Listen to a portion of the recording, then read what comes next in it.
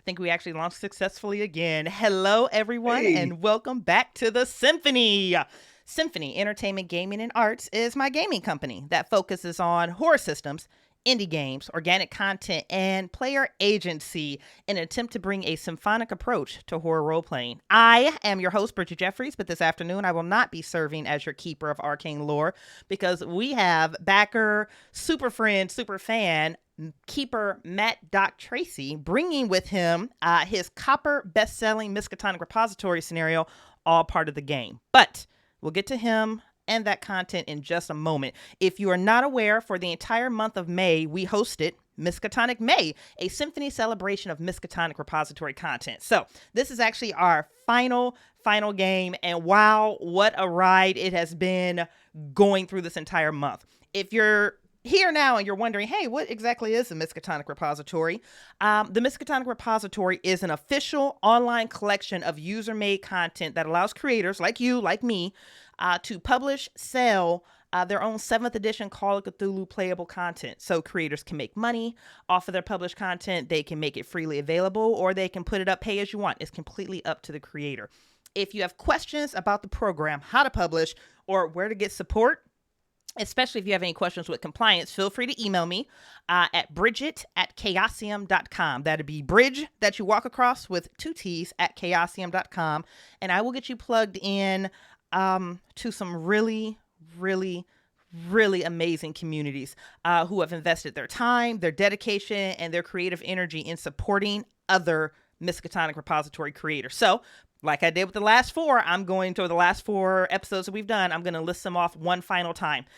You have communities such as the Stars Are Right podcast that will podcast your Miskatonic repository content. They also help with everything from layout and design and getting you ready for print on demand. You have the Miskatonic Playhouse, who we actually have T.A. Newman on the stream right now. The Miskatonic Playhouse, guys, is 100% dedicated to supporting the Miskatonic repository community. Not only do they have some really amazing interviews with like the community ambassadors and Lynn Hardy and more people from Chaosium, you can literally send them your Miskatonic repository scenario and they will podcast it professionally. They will edit it, they will perform it, they will release it, and you can literally walk around saying, hey, the Miskatonic Playhouse literally ran my scenario. They're an amazing group of people.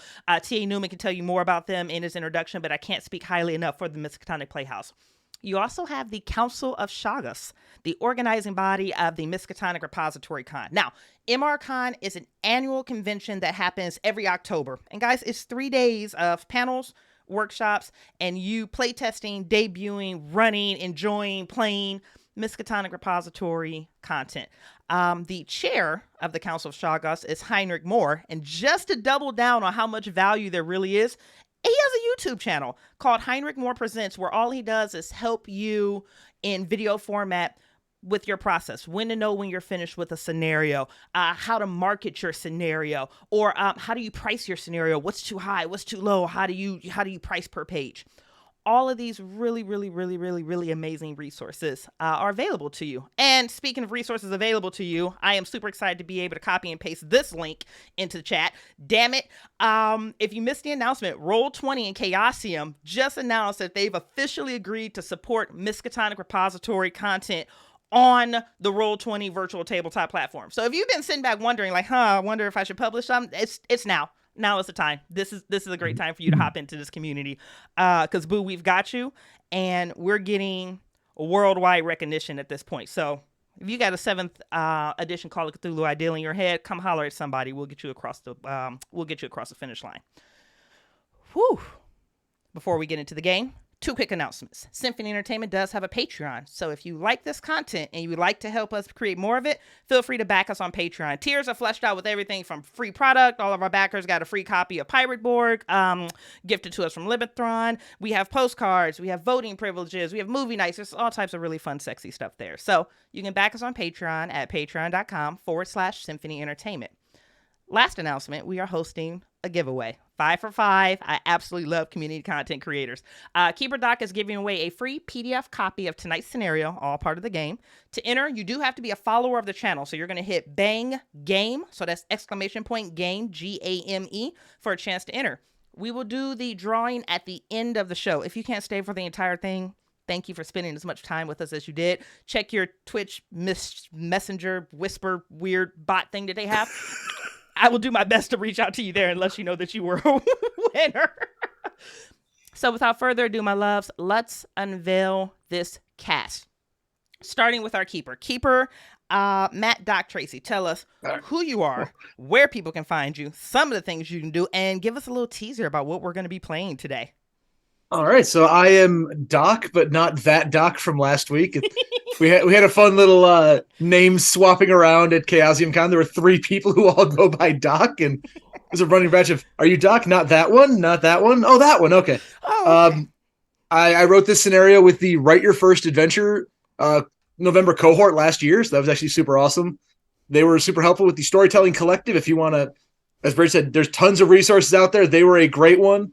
You get a daily lesson for 30 days that gets you from starting a concept all the way through publishing. Mm-hmm. And that was fantastic. I actually managed to write this entire scenario in the 30 days they allotted us, which was super stressful with work because unlike everybody else here who is like authors and podcasters, I am just a chemistry professor. I teach science in the middle of nowhere, Pennsylvania.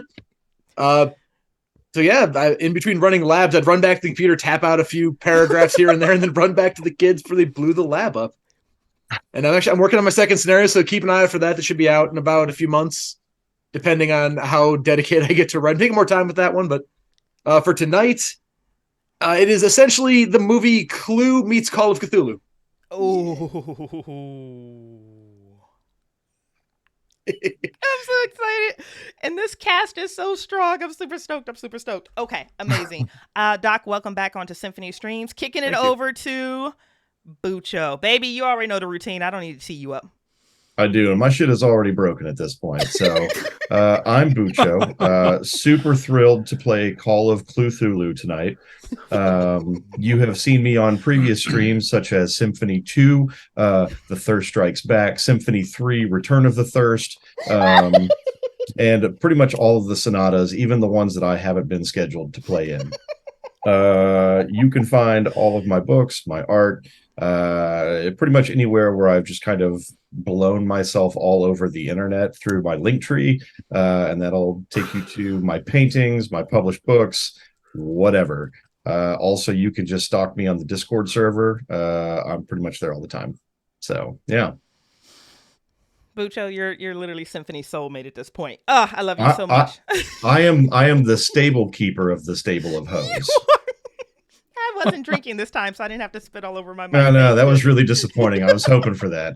No, I know better. I know to keep my water down when Bucho was speaking. I learned slowly. You don't swallow when Bucho's talking. And we're going to get pulled from Twitch. We have been demonetized. We've been demonetized. Wait, I'm monetizing? So, sorry. Kicking it over to Mike. Mike, welcome to Symphony Streams. I am so delighted to have somebody of your caliber here. I'm just super stoked. Baby, tell us who you are, where people can find you, some of the things that you do, and anything else you'd love to share with us. If I have a caliber, it's a .22 Derringer. I am Mike. Hi. You may or may not know me as Spike. That's the name I use sometimes. I've got a few bits and pieces going on.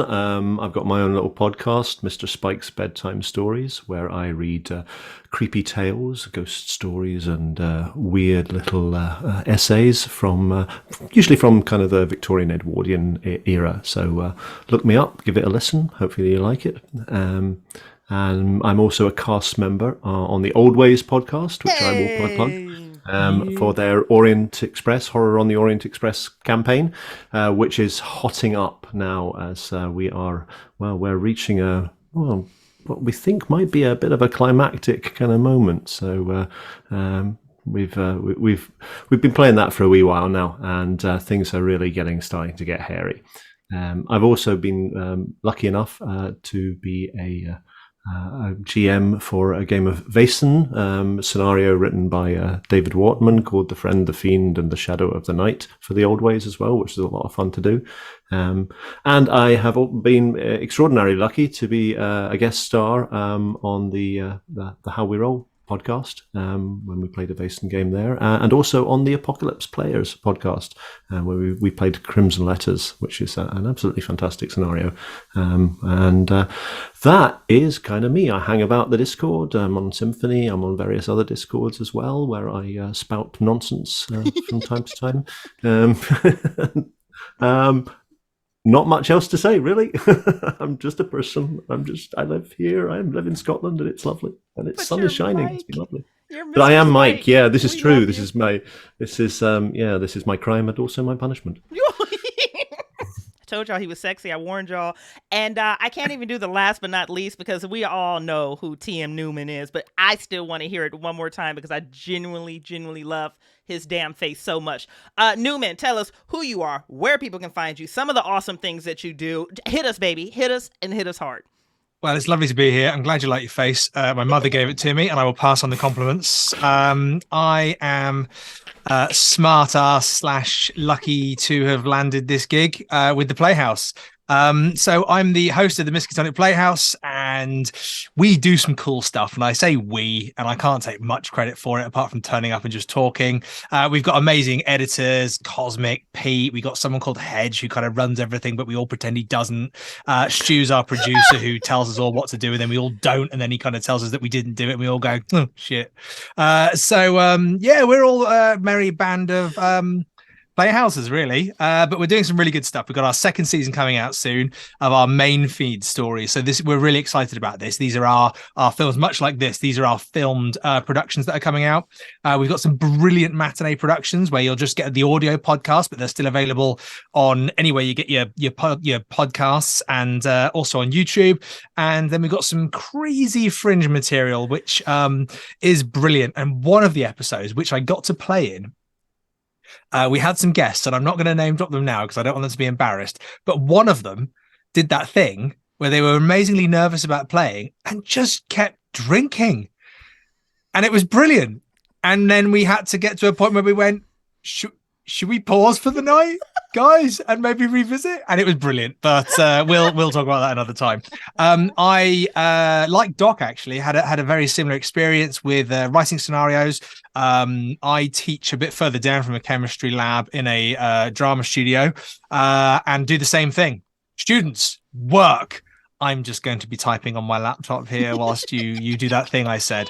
So these are my little babies that I love and cherish. Be My Valentine, Prisoner's Dilemma, and Secret Santa. And they're beautiful little things. I love them. I'm sure someone's played them at some point because I didn't just buy all 250 copies of each one. I can't afford it. If anybody's out there and they fancy a bit of a fun thing with it, they're great. And I think because Bridget's mentioned this wonderful news that we've got with Roll20 and the Miskatonic Playhouse, I am going to have a go at this, and I think I'm going to report back and let people know. So I'm going to make sure I get those scenarios into a virtual tabletop package and get them out there with Roll20 and see what this whole hoo-ha is about. So you can catch me in many of the same places as the guys on here. We're off trading compliments / insults / lewd comments our parents would blush at. But I think that'll be an ongoing conversation to keep in the loop. But please, the one thing that Bridget said about the Playhouse is, we are community creators trying to create community. If you've got something going on, get it to us, get in touch. We obviously have a schedule, but we love hearing from people. Come and have a chat with us in our Discord. Come and have a chat with us on our Facebook or any of our socials. And we'd love to get something going with you. So amazing to be here, Bridget. Amazing to be in Doc's game. And I guess, working with Mike and Bucho, someone's got to do it, I guess. It's, we'll see how we go, shall we? I love you guys. This is going to be an absolutely incredible game. The level of talent and energy here just makes my heart happy. So, per usual, guys, I know. Per usual, Symphony fans, content warnings have been discussed with the cast and crew. The X card is in play. X's can be sent via message directly to Doc or into the general Zoom chat, or you can visibly X us here. Per usual, no judgment will be passed and no questions will be asked.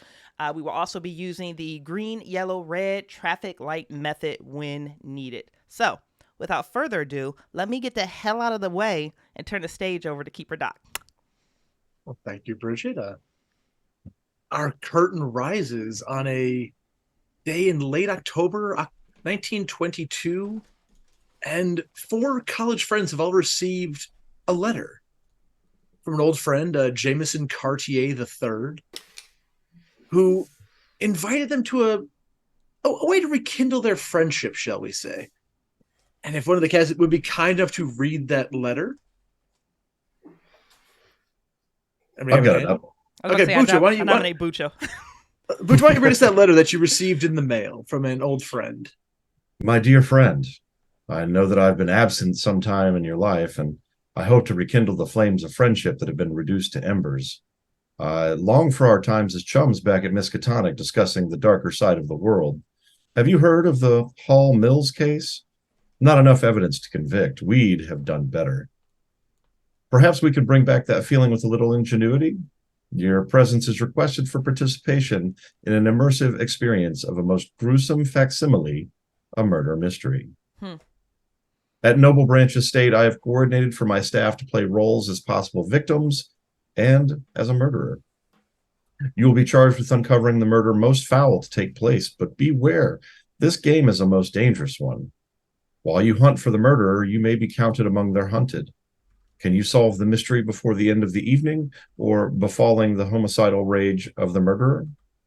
Uncover the perpetrator of this brutish homicide, and perhaps our former flame of our friendship shall be revitalized. With your approval, I shall send a car for you on the evening of Friday, September 14th, to deliver you to Noblewood. Feel free to bring anything you think you may need for this mystery, and hope that your wits of our childhood haven't left you. I look forward to our evening together. A formerly alienated friend, Jameson Evelyn Carter III. So let's jump in sort of in media res a little bit here. The four of you have all had a car sent for you at your various places after receiving this letter. And I think it's a great way to introduce the characters a little bit. So to my left, we'll kind of go around the horn a bit. Bucho, why don't you tell us about your character, what they look like, and what would they be bringing to a murder mystery party? My name is Alan Cabot. I am an occult store owner, an occultist as well. I would say that I probably look a little bit like myself, just a little more of a paunch, a little more attractive based on my statistics, much more attractive. So I'm definitely achieving zaddy status in the 20s right now, though I am a healthy eater. I've got spectacles, a little dad bodish, but I like to stay busy. I am above all a very curious man, so I like to kind of get in and answer questions or try to figure out the answers to questions I might have brewing up top. Fantastic. And let's can go around the horn a bit more there. Bridget, why don't you tell us about Dr. Nicole Sanders? Yeah, so I'll be playing Dr. Nicole Sanders. I'm a doctor of anthropology. I graduated with my master's from the Miskatonic University. Nicole, or Nikki, as you guys probably affectionately have known her, is one very awkward looking woman with a size 85. She's probably around 6'7", 6'8", but with a strength of 35, there is nothing hanging on that frame whatsoever. This is just a freakishly very tall, very lanky, awkward woman that has like the bright red hair and the freckles that are spread across her face and the really, really thick brimmed glasses. She is super sweet. She is very affectionate. She has a reputation as a professor for probably being like a student favorite. Because she's always looking for very, creative ways to engage with her class. And she's very compassionate. She's very, very, very, very, very into her field. Just because I'm supporting and highlighting Miskatonic May, I thought this was a really cool thing to read on my sheet. On her sheet with ideology and beliefs, it says, to err is to be human, but to study the weird is divine. And I thought that was just super succulent and beautiful to have on the sheet. So since we're supporting Miskatonic Repository creators, well-written Keeper Doc, that was a great introduction, little snippet to put into the character sheet. So what she brought to the murder mystery, guys, she had a whole trunk. She had a whole leather trunk that she was going to bring, and she forgot it. Completely forgot it. And she didn't realize that she forgot it until arrival. So what is she bringing? Herself. She had a bunch of fun stuff in this trunk. She was prepared. She had packed for weeks. And then she forgot the trunk. Fantastic. That, I'm sure that can't go wrong in the slightest. I'm sure it'll be fine. Everything's going to be perfectly fine. And continuing around the horn to Newman, why don't you tell us about Chad Matthews? Well, Chad's a nice guy. He's, I mean, he's got like big wide eyes and he's always looking at people with a big smile across his smackers. And he's, he just kind of likes to like things, it's nice to be nice. And he's an athlete. So much like Butcher said, his character was like his, mine is like me. Probably a, 6 foot. We're probably looking at full on muscles here, like a 9-pack. There's that extra ab right in the middle there that no one knows about. It's kind of like looking in a mirror, I don't know why people are laughing here. I don't see the joke. But he sees himself in a really positive way. And he's really excited about this because he is excited about everything, because the world is like tastes like an oyster, as my grandmother used to say. And she got things wrong a lot, but she was a lovely lady. And I brought a couple of things I thought would be good for a murder mystery. I brought a pipe.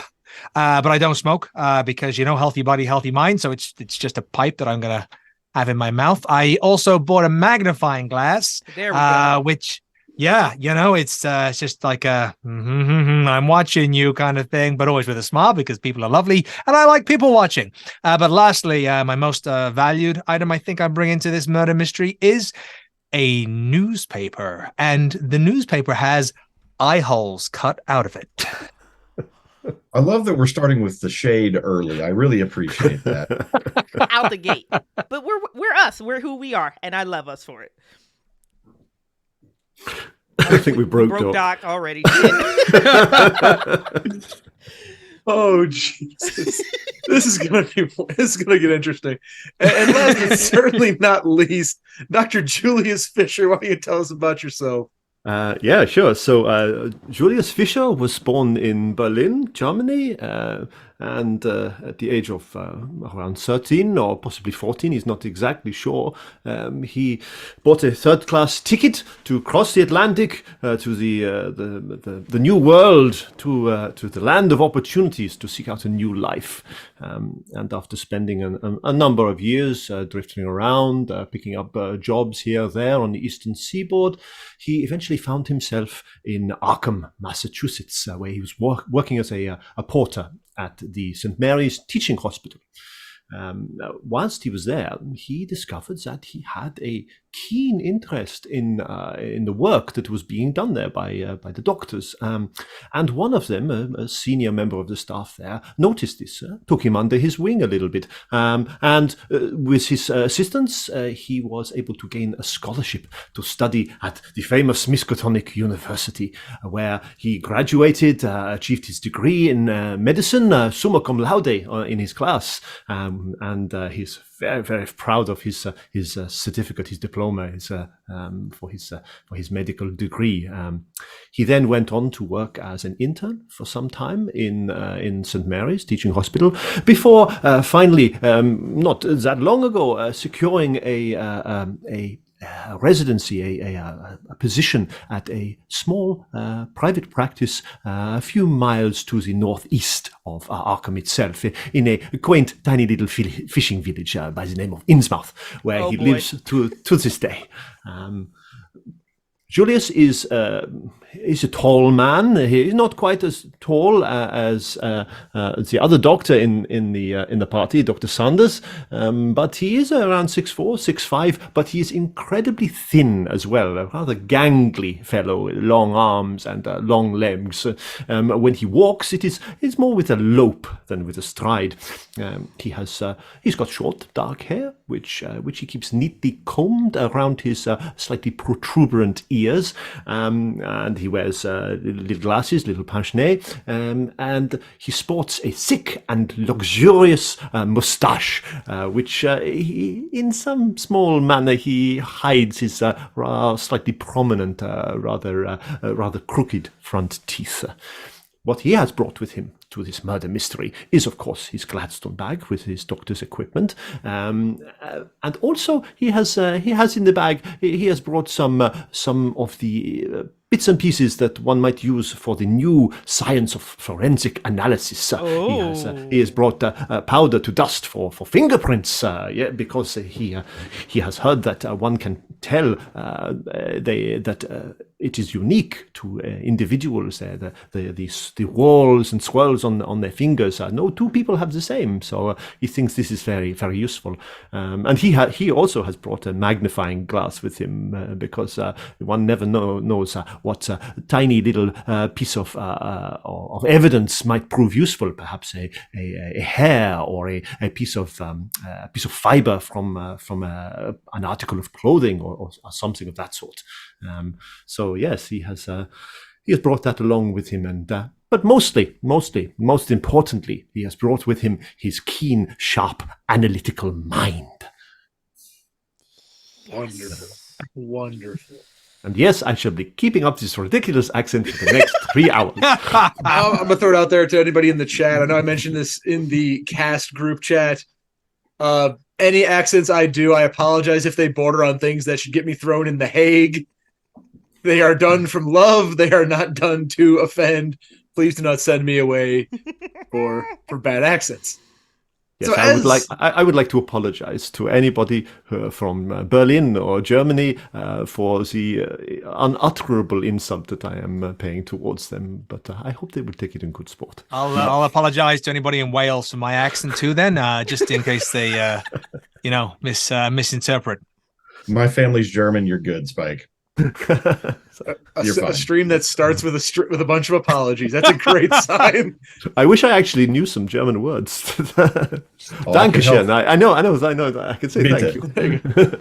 So as your four cars are driving up to the Noble Branch Estate on the far end of Long Island, you can see behind you the lights of New York City dimming in the distance before opening to a large empty tract of land that is Western Long Island before you start to reach the more posh estates farther to the east.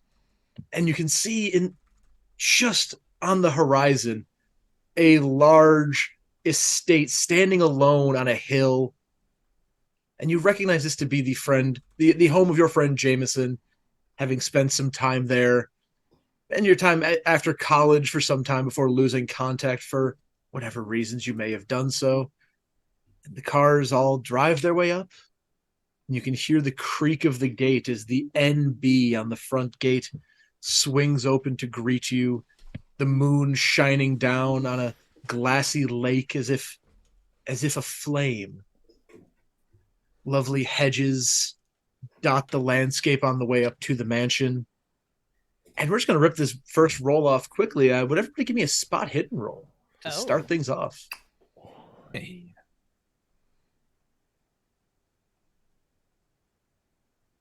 Ooh. Nicole came in probably with an extreme. Yep.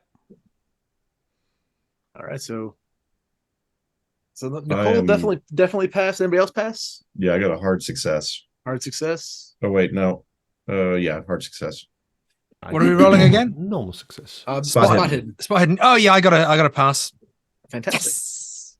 So those of you that with a regular success, you notice as the cars pull their way in and the rain begins to just lightly patter on the top of the cars, you see a figure slowly pulling the gate closed behind you. You didn't see him there when you were pulling up.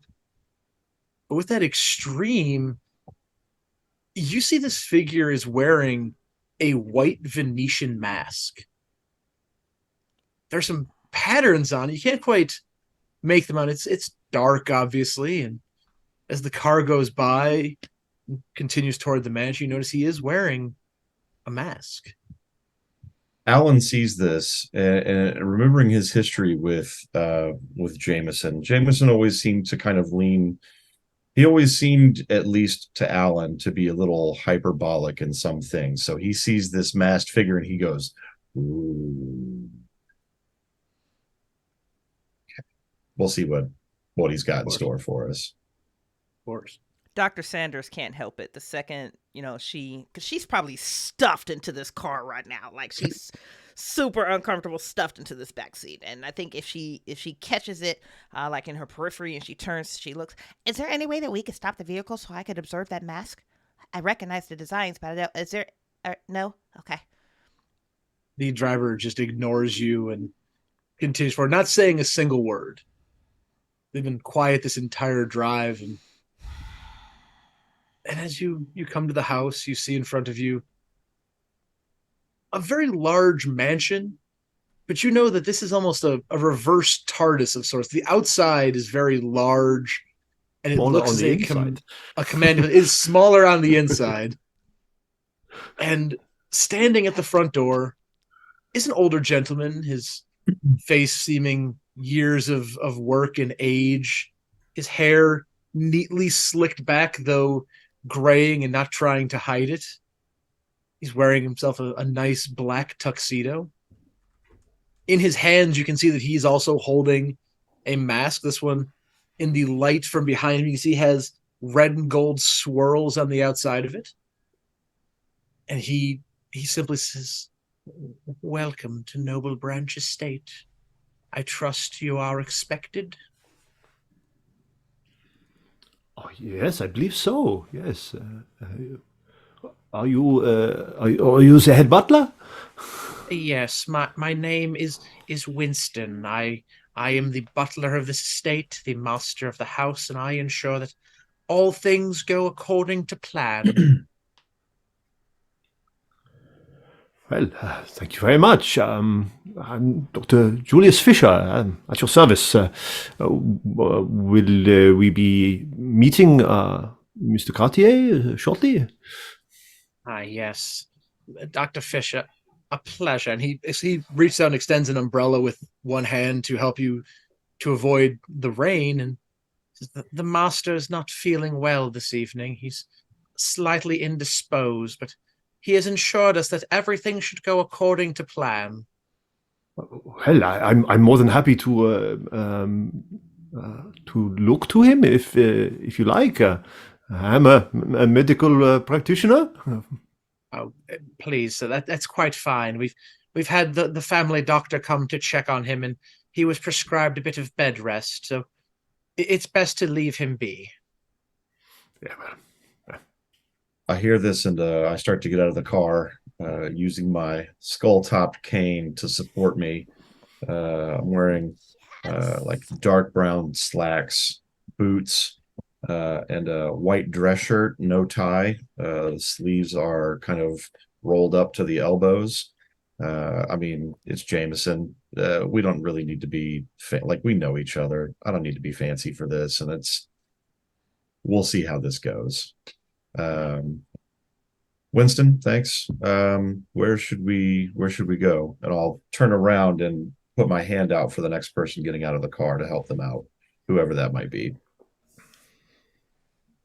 And Winston looks at you and smiles and says, "Well, you'll be obliged to wait in the foyer before I escort you to the dining room for light refreshments before the evening's activities. The master will join us shortly into the evening, I'm sure." Well, I hope he's okay. I'll take Alan's hand and get out of the car, and just kind of climb out. And I am wearing probably Doc's outfit, really sharp looking suit, bow tie, looking the whole murder mystery thing going on. But I do have this unlit pipe in my mouth, newspaper under my arm, and a magnifying glass as well. Thank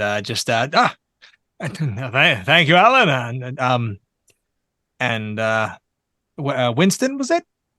Yes, Winston. Great to meet you, Winston. I'll grab his hand and shake his hand, really kind of lovely to meet you. You seem like a hell of a guy.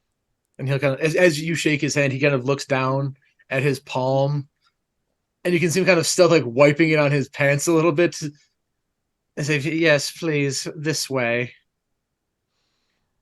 I think Julius has unfolded himself from the car, and when the umbrella was held up, his head is possibly almost knocking against it, and he will open the door for Dr. Sanders if it's not already opened, and offer his hand if she requires it.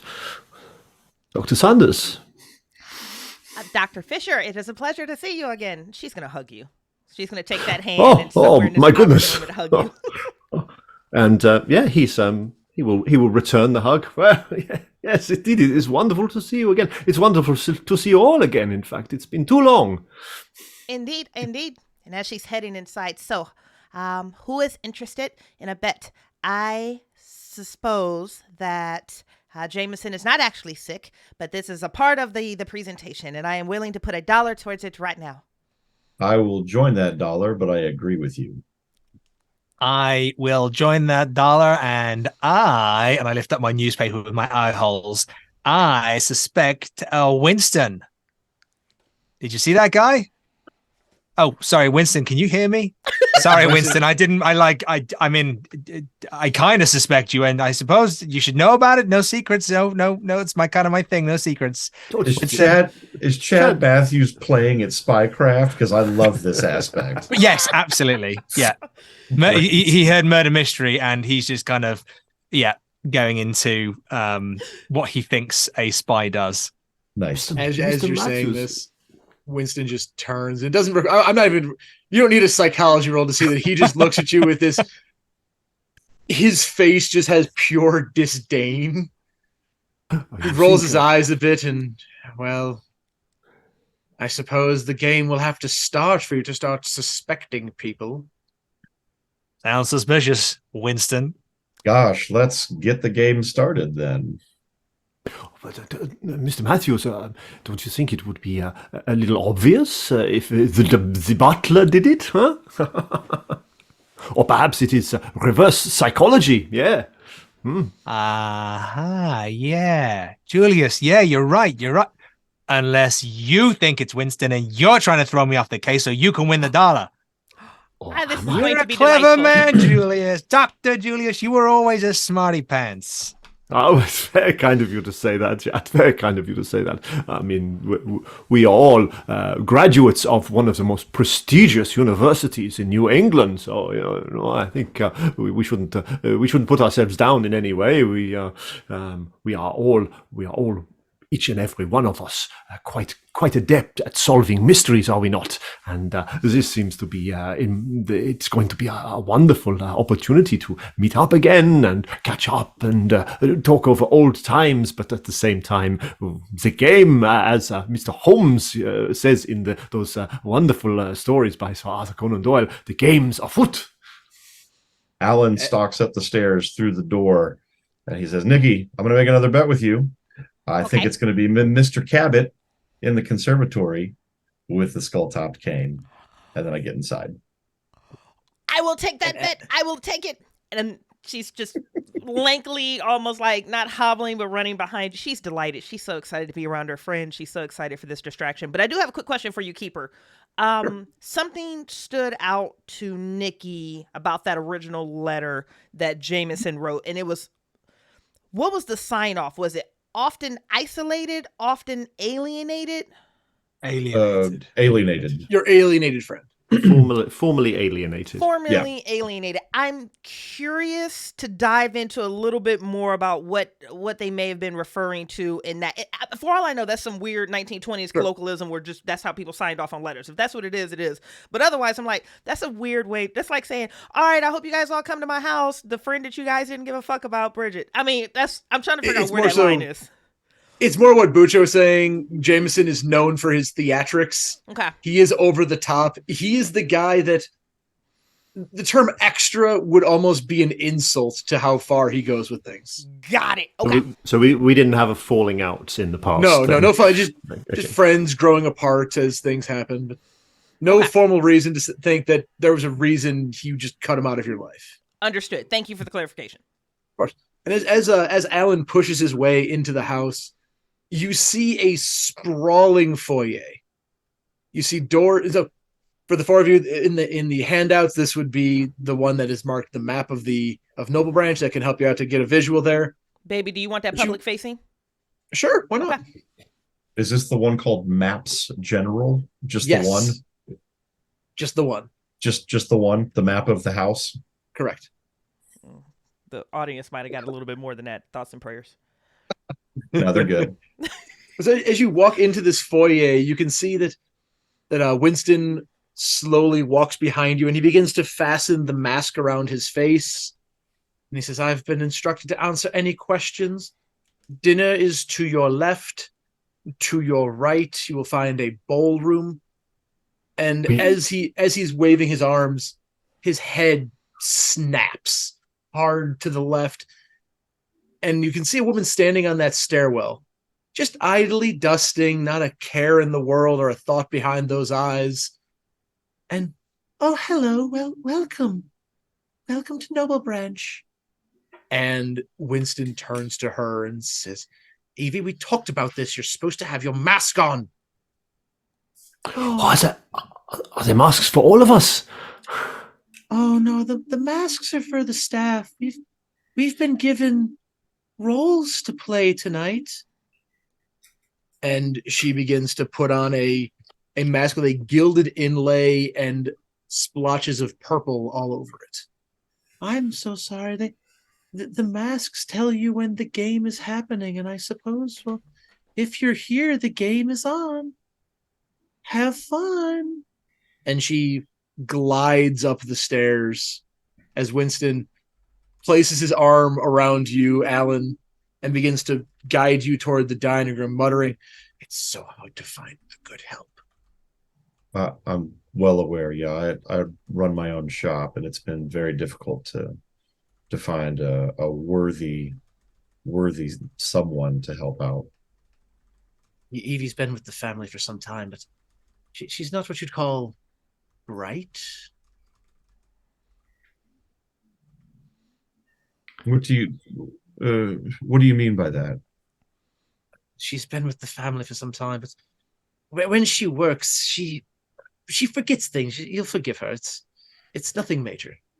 Is Evie old enough, and this is for you, Matt, is she old enough for us to have remembered her in our younger days, or is she like a newer member of the staff? You've known her in your younger days. She's definitely been there for some time. You remember her as just sweetheart of a woman. If the lights are on, but the no one's home all the time.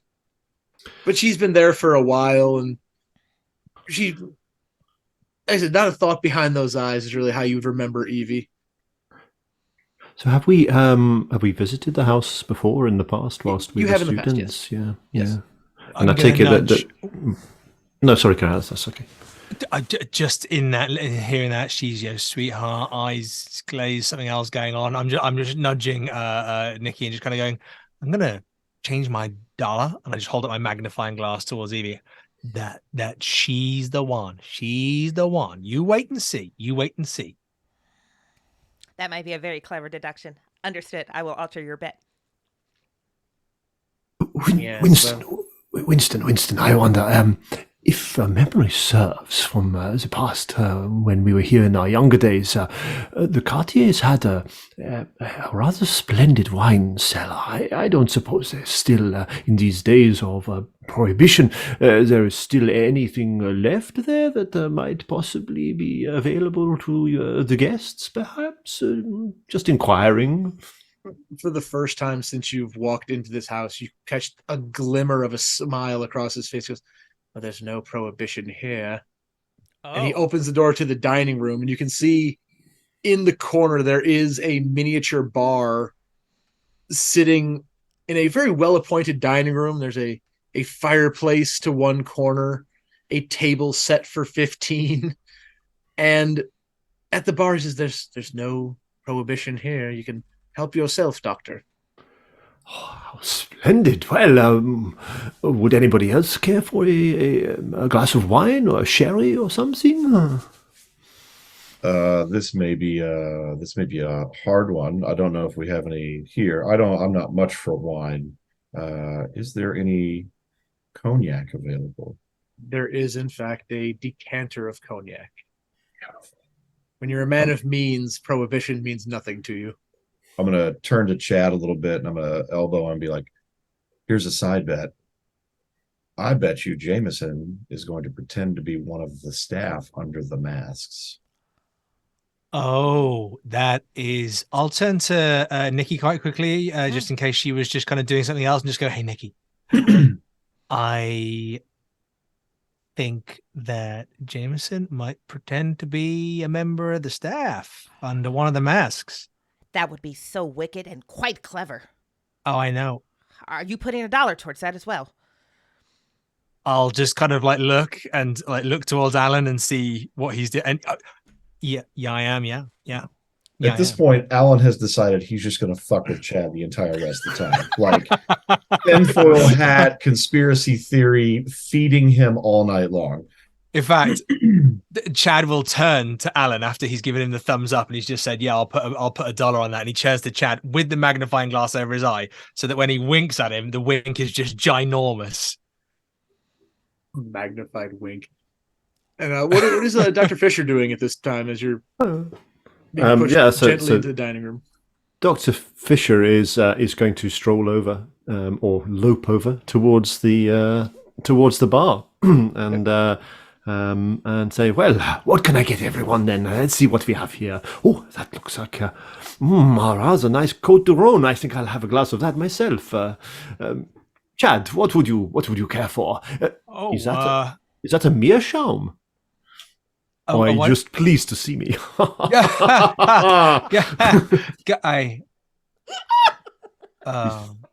The pipe, my dear fellow. Oh yeah, it's a pipe for smoking. But I don't smoke. What with training and it's just a thing. Or just kind of like a thing. It helps you focus your mind. I see. Yes, indeed. Yes, very helps good. Me think about the murder that hasn't happened yet and who it might be. Indeed. Yeah. Well, can I pour you a drink, or what would you like here? It seems to be a wide array. Whatever you like seems to be on offer here. What are you having, Doctor? What are you having, Julius? I'm having a glass of Côte de Rhône here. Would you care for? Oh no, I think I'll have the red wine, please. Very well, a glass of red wine for you. I think this will. This is a delightful little number. A rather cheeky little. A little Bordeaux here. I think you'll like this. Thank you. A large glass of red wine. There you are. And you wish for cognac, Alan? Yes. Please, yes. And I'm going to turn to Chad again. Make sure you watch as pour the drinks. They might put something in it to knock us out. Magnifying glass. Nicole, what can I get for you? Oh, doctor, I don't want anything. Thank you. I can only imagine at her height and her strength and her constitution that alcohol doesn't really agree with her. She's probably given it the good old college try like 5 times and 5 times. Like, booze and I just don't get along. No, I'm fine. Thank you so much. A spritzer or something perhaps, or a glass of water? Water would be great. Thank you, doctor. She'll slide over to the bar. Is Winston still with us, or is he? Winston, after he sees you getting acquainted, goes, "If you'll excuse me, I have a few things to attend to before the night's festivities." And he just slowly backs out.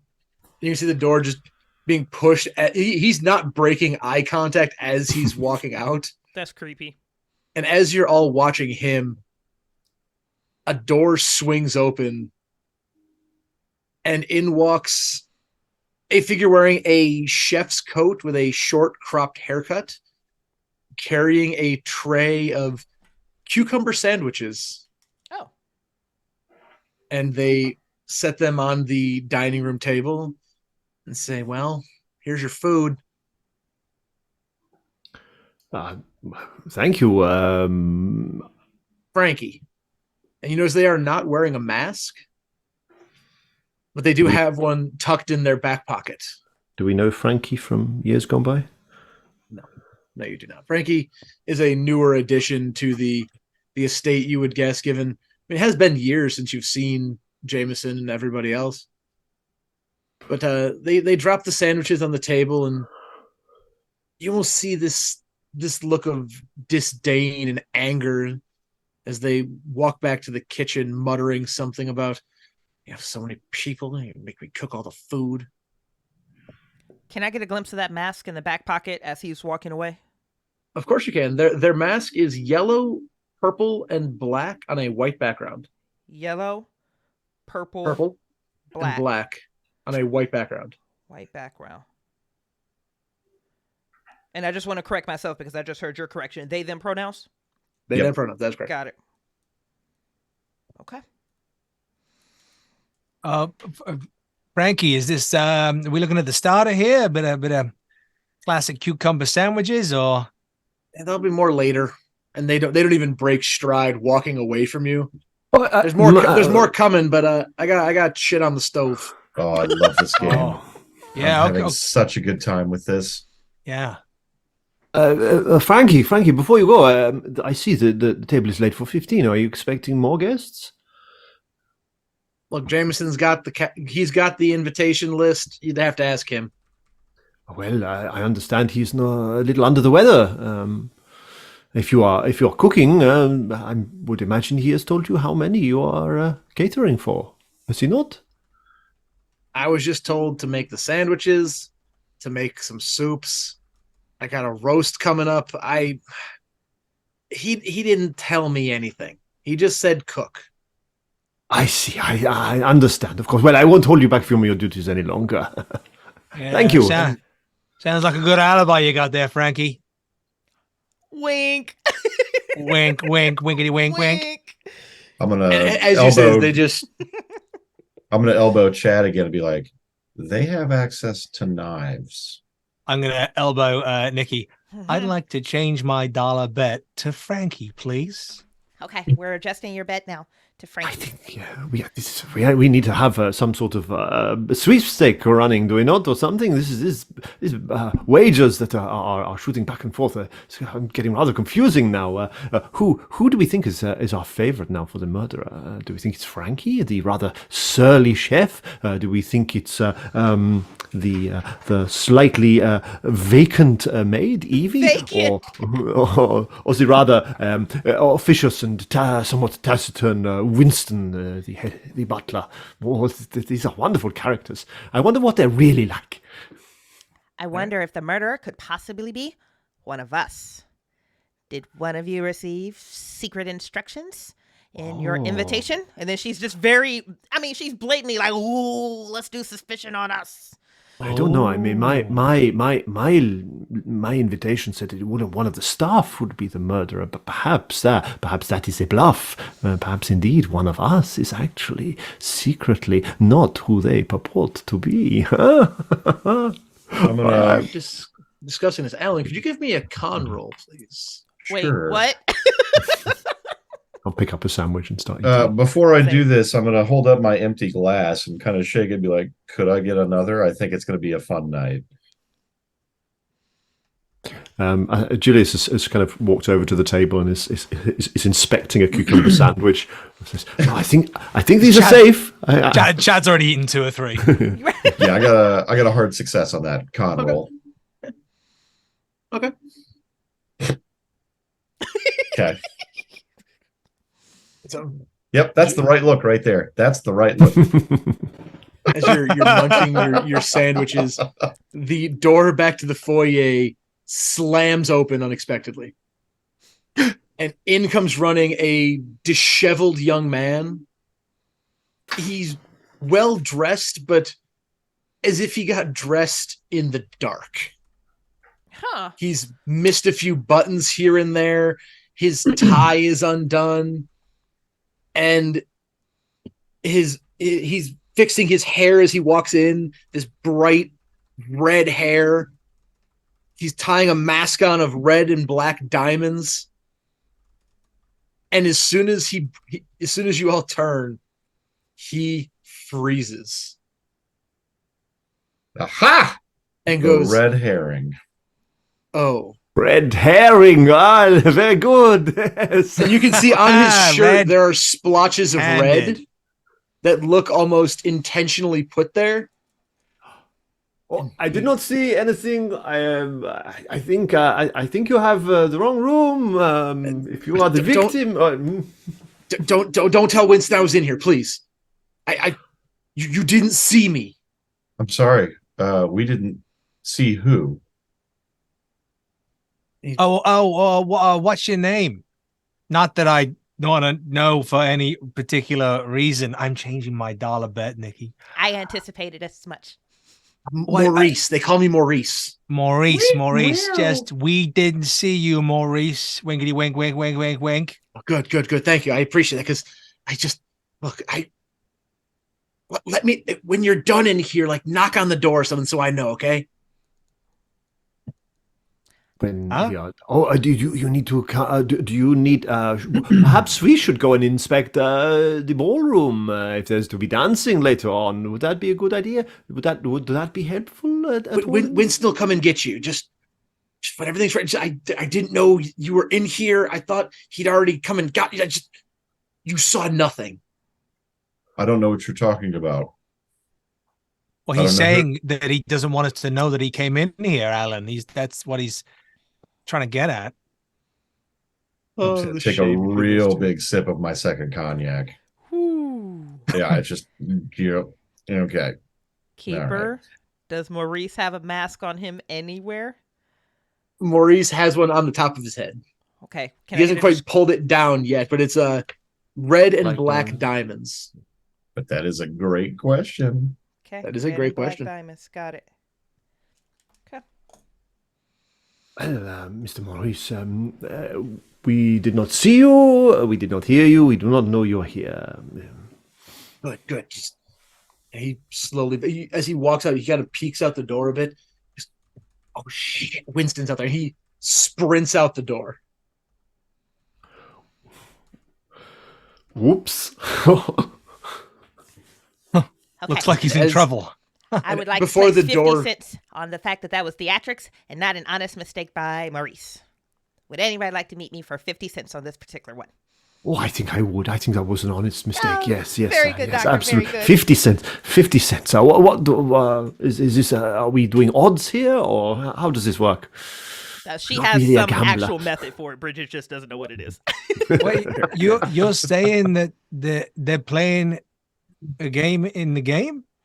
I don't think Maurice just happened to come in. I think this was part of the theatrics. I think this is part of the performance. You think he was trying to trick us? And I'm willing to put 50 cents towards it, Chad. You think he's perhaps in reality he's the murderer, and he's only trying a little subterfuge to make us think that he is the victim? That's also sneaky, possible. very Yeah. sneaky. What if you're all trying to make me think that he thinks that he's not? No, wait a minute. Jameson, Don't this hurt is yourself, so delightful. Chad. Don't hurt yourself, Chad. How are Don't you bring it. enjoying the wine? Oh, it's great. It's a real tasty one. Well, I'm not sure what is supposed to happen now. We are here. We are having some very nice sandwiches. We're very good company. A nice glass of wine. We haven't seen anything unusual. And I then would the like door to- swings open again, Oh, and in walks Winston wearing his mask. He folds his hands in front of him and he says, "My dear guests, the game is afoot. The first to solve the mystery will win a wonderful prize, be it whatever the master has decided for you. But unfortunately, the master will be joining us sometime later. You'll have to forgive him for now. He's running a bit late." Of course. Is there anything we need to do? Anywhere we need to be, or we are somewhat in your hands, Winston. You are the master of ceremonies, so to speak. Well, as it were, I would say that you have free reign of this house. You may go wherever the doors are unlocked. But please do respect the locked doors for Master Cartier's privacy. Of course. So, if the game is afoot, are we to assume then that perhaps a murder has already been committed on the premises? It is very likely that a murder has been committed, yes. What? Wait, we didn't even see anything. Well, I suppose I that's, assure you, Master Cartier has spared no expense for this evening's festivities. Will there be any other guests? I was saying to your chef, Frankie, the table is laid for 15, but there are only 4 of us here. Are we expecting more problem solvers, mystery aficionados? Unfortunately, no. They all declined their invitations. Oh, I can't imagine why that would be. Well then. But I assure you, you may behoove yourself to find a body. Well, then we shall be about the behoofing. And he simply he steps to the side of the door and extends an arm, holding the door open. Alan's gonna walk through with his half-empty glass of cognac, and then he'll rap on the door twice as he leaves. Strange, but if the game is afoot, let's play. And the only sound that fills the house at this point is the eerie stillness of a well-appointed mansion, patterned with the rain falling on the house itself and the occasional crack of thunder. Where would you like to go? What say you, Mr. Matthews? Shall we proceed back into the foyer again to join the others, or shall we have a little look and see what's in the kitchen? Huh? Well, Perhaps more than stew is boiling on the hob. Oh, I see what you're saying there. Yeah, no, Julia, yeah, I think that'd be great. I think let's have a little nosy around and see what we can see, huh? Yes, indeed. Oh, you have a magnifying glass. I have brought a magnifying glass also with me.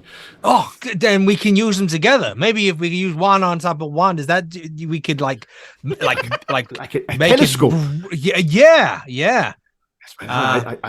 Perhaps if we need to see something that is a great distance away, we will do this. But I think for the time being, we shall use this to examine any clues we might come across. Okay, well then let's get examining clues, Julius. Oh, I'm very much enjoying this chat. So let's follow Julius and Chad for a moment here. You said you want to go into the kitchen, correct? Yep. I wonder if perhaps we will find Frankie with a large carving knife protruding from his chest, or perhaps he will have his head in the oven or in a pot of boiling water or something. Yeah, or like maybe slipped on a puddle and, you know. Oh no, I think it will be a murder. Oh yeah, no, yeah. No, you're right. Yeah, you're right. The two of you. So as you walk into the kitchen, it is a gorgeous, pristine kitchen. There is the smell of simmering meats and roasting vegetables filling your nostrils. Frankie has their back to you, holding a very large knife. And as they turn, they hold the knife and say, now they are wearing a mask, I should say. They are wearing their mask, and they say, just don't bug the kitchen, okay? I got enough shit to do here. And they wave. You can see that the prep station is covered in food scraps and pieces of prepared dishes. Garnishes are being prepped. And they go, I'm working this place alone tonight. Just bear with me, will you? If you want to look around, go ahead. Just don't bug me, will you? And as they wave, you can see in the corner there are 3 large refrigerators. Uh-oh. A set of ranges along the back wall, and then Frank just goes back to just chopping vegetables. God, shall we check out the refrigerators, huh? Perhaps we'll find a frozen body. You check out the refrigerators. I think I got a little interrogation to do here with Frankie. Oh, very good. Divide and conquer. Yes, I like this strategy. All right, so what would you like to say to Frankie? I'm curious where this is going to go. Well, Frankie, it sounds like I'm all busy making dinner for everybody. Seems like the perfect reason not to talk to us about what's happened tonight. Are you aware, Frankie, that there's been a murder? They turn, and even with the mask on, oh no, a murder. Oh, okay, Frankie, that doesn't sound genuine to me. Yeah? Sounds suspicious. Hold on, let me try again. Oh no, a murder? Okay, that was quite good, Frankie. Yeah, that was actually quite good. So where you been? What's your alibi, Frankie? They just extend an arm to the kitchen. Are you simple? Do you not cook at home? Yeah, I cook sandwiches, and I have a training regime, and I don't get where you're going, Frankie. They just turn and go back. Just why did Jameson Hutt bring such foolish people? I love chat. I I got my degree from Miskatonic, not for the brain boxes in the books. It was throwing the pigskin. Some of us got to graduate the best way we can. You hear Frankie mutter under their breath, "Yes, C's get degrees." Yeah. And, so, Dr. Fisher, Yeah. what would you like to do? I'm going to examine the refrigerators, starting with the one on the left-hand side and working my way methodically through them until I find whatever there is to be found. Fantastic. Ooh. So you open the first refrigerator. As you can hear Chad being berated by the chef. In fact, I will put on a pair of surgical gloves before I start hunting for clues. I don't want to contaminate the crime scene if there is one here. You pull open the first refrigerator and you can see it is stocked to the nines. It is every conceivable surface in this refrigerator is covered in food. Be it prepped vegetables, be it meats resting, be it jars of stock. This fridge appears to be a fridge. Are these like walk-in refrigerators, or are they just? They're about the size of walk-in refrigerators. Yes. Okay. Didn't have in the 20s. They do now. I'm going to start taking things out of the fridge and then looking underneath them to see if there's anything concealed.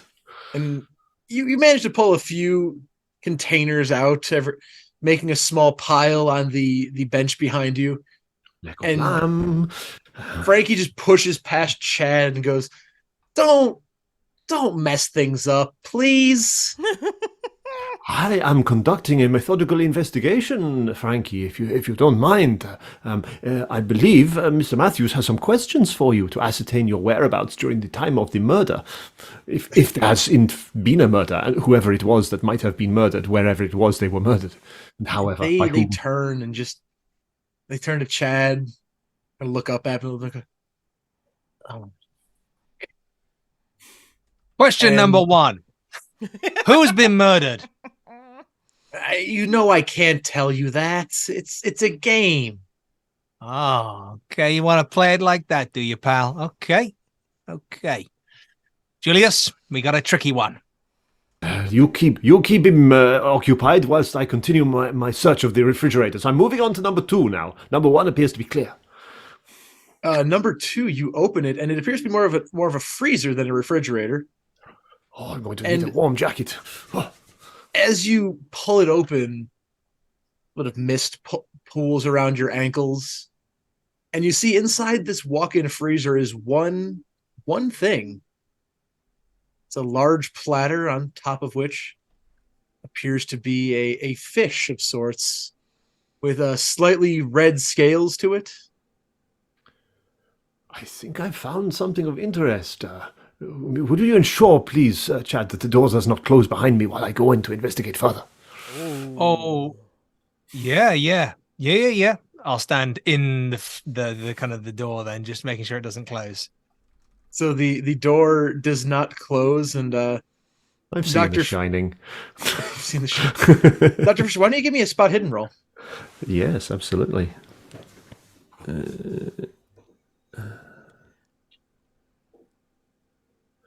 That is, I believe, spot hidden.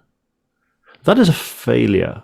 That is a failure. But I am Oh. willing to push the roll. If Whoa. Please that is do. something that you would Please. accept. Push that roll. Here we go. Let's go. So I think so. So looking around, it's clear that it's quite misty in here. It's difficult to see things. So I think Julius is going to have to really kind of get down on his hands and knees and use his magnifying glass, I think, possibly to search more thoroughly. In fact, a little dot of something to heighten his senses from his medical bag might do the trick. Might allow him to maybe just kind of focus his mind a little bit more clearly. So I think he'll take a little kind of little sort of metal pillbox kind of container out of his bag and take a wee dab or something. That was more than a wee dab, homie. and cuts through a mist like a magnifying glass. and then get his magnifying glass out. Right, what can we see here? All right, give me that push roll. Let's see what you got. Absolutely. More than happy to. Not much better. Exactly right, though. Oh, exactly right. Oh, exactly fantastic. Right. Oh my god. Maybe it's because your pupils are the size of dinner plates now, or crawling around on the ground. But you feel almost a groove along the back of this freezer floor. I think I found something here, chat. I think I found something. I must follow it in to see where it leads. And I'll use my magnifying glass, get a good look and feel along where the groove is, just to see where it goes to. Does it feel like it's a groove that's been deliberately cut, or it's just something sort of scraped along? A bit of both, you would guess. You're feeling it, and you can feel it almost goes in an arc. I think I found a secret door, chat. A secret door in the freezer. Secret door, man. I split off with the right guy. I bet Alan and Nikki are just sitting down, talking sharp around the fireplace. Julius, let us solve this murder. Come and see quickly. Come and see. Okay, right. Frankie, Mind the door. stop murdering people. Oh, right, stop. Right, stop. So are you propping the freezer door open at all, or are you letting it close? Use this fish. You can use this fish to prop the door open. Or there's a leg of lamb out there that I took from the other freezer. Use that. I'm gonna basically just get some like frozen meat and bread and whatever I can just find and just like stuff it under the door. And every time Frankie looks at me, I'm just gonna be like, "I'm watching you, Frankie. I'm watching you, pal." And as you open this door, you can see it's a stairwell leading up. Oh, this is very exciting, Chad. This is very exciting. But it is dark in there. Have you brought a flashlight with you? No, I mean I've got a lighter for because not that I light the pipe because I don't smoke, but I thought, I would try to pretend. Frankie, is there a flashlight in here we could use, perhaps, or a lantern of some kind? Spike, just because it's you asking and I know what the stat is, why don't you give me that want me to luck roll a roll? luck roll? Oh, that's so For those of you disrespectful. playing at home, Spike rolled a 15 for luck. The lowest possible number he could have I gotten. mean, you don't need any more than 15 points of luck. Anything else is just excessive. Well, let's see if you... Oh, well, For those of you watching at home, I just rolled a 99. Oh, That's a fumble, isn't it? yeah, that's a fumble. That is... is this when I'm showing you my lighter?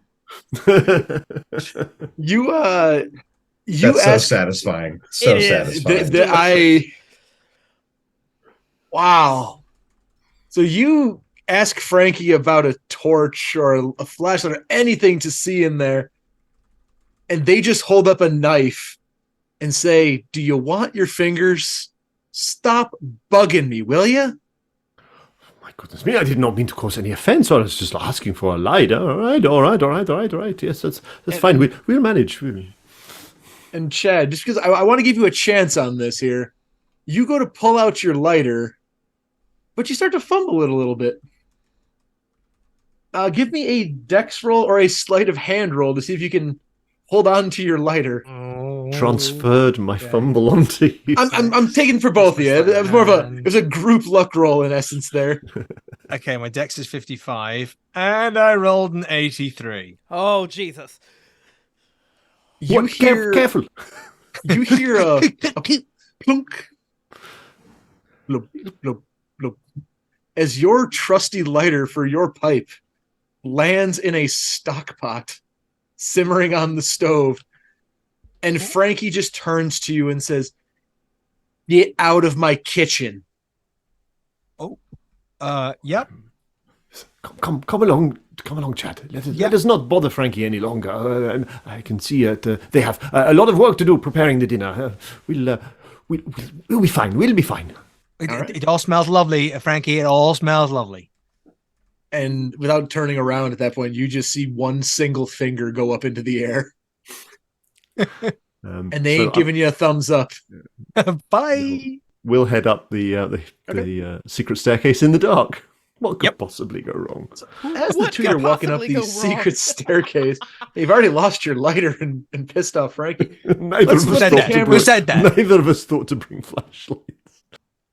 Let's flip the camera to Nikki and Alan. So as your friends go off as Tweedledee and Tweedledum to the kitchen area, what are the two of you doing? Nikki, how would you like to take a stroll through the conservatory? I find that to be a really relaxing thing to do on a thunderstorm kind of night. At least it used to be. I mean, clearly we haven't been here in a while, but what do you think? No, I think that's an exceptional idea. I was actually going to suggest the same. I always found the conservatory to be very grounding. I would very much like to do a trip through the conservatory. It would also be a most wicked place to hide a body.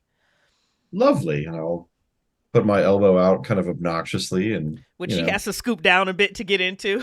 That's right. You walk through the foyer, down the short hallway to the conservatory in the back of the house, and it is dark. All the other rooms appear to have some sort of light on, some way to see around there. It is dark in this conservatory, and all you hear is as the rain clinks off of the glass and the occasional crack of lightning illuminates a very, very lush looking area. In fact, those of you who were here earlier, the conservatory is our hold screen. Oh. Wow, here we go. But it is dark. There are plants wall to wall. And you really can't see much. In the dark, does it seem like the conservatory might be laid out in somewhat a similar way, or has it just been so long that like it's so vastly different? Okay, it hasn't really changed. Would I know if there is some kind of a light source in this room? Like, of course. I'm going to assume that I'm looking for a light source in the last place I remember a light source being, if that makes sense. Where you expect a light source to be, you do feel a light switch. Turn the light on. And the room lights up with overhanging lights, plants as far as you can see. There's a small path leading down the center of it. You can see the wrought iron of the glass above you, almost casting shadows against the moon above. And stop for a moment and inhale and just smell the plants. And just be in this moment. Satisfying. It's a very clean kind of smell. It's very natural. It's nice. And now I understand what Nikki means about it being grounding. I had not thought about that before, but I guess that's probably why I like this room as well. Yeah. Why don't the two of you give me a listen roll as you're grounding yourselves? Damn it. I can't let you enjoy the plants for too long. I know. Oh, fuck me. Nope. It's not a fumble, but that's a big. It's not a fumble, but it's darn close. Bridge, is that a hard success? That is a hard, but you know what? She's going to burn the 4 to go ahead and make it an extreme success because unlike Spike, who rolled 15, I rolled a 75. I've got luck to burn, baby. Or Spike. Yeah, so she'll burn Julia's crying. If only you could buy luck off people. You hear the unmistakable sound of footsteps in the distance. And with an extreme, you can pinpoint exactly where these footsteps are coming from.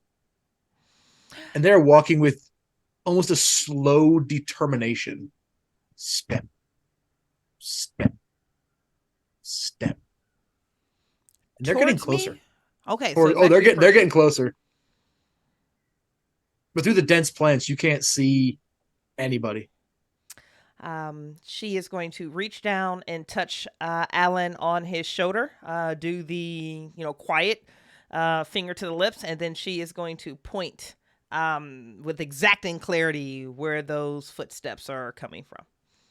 I will step directly in front of her, between her and the whatever she's hearing, and I will have my cane up and ready.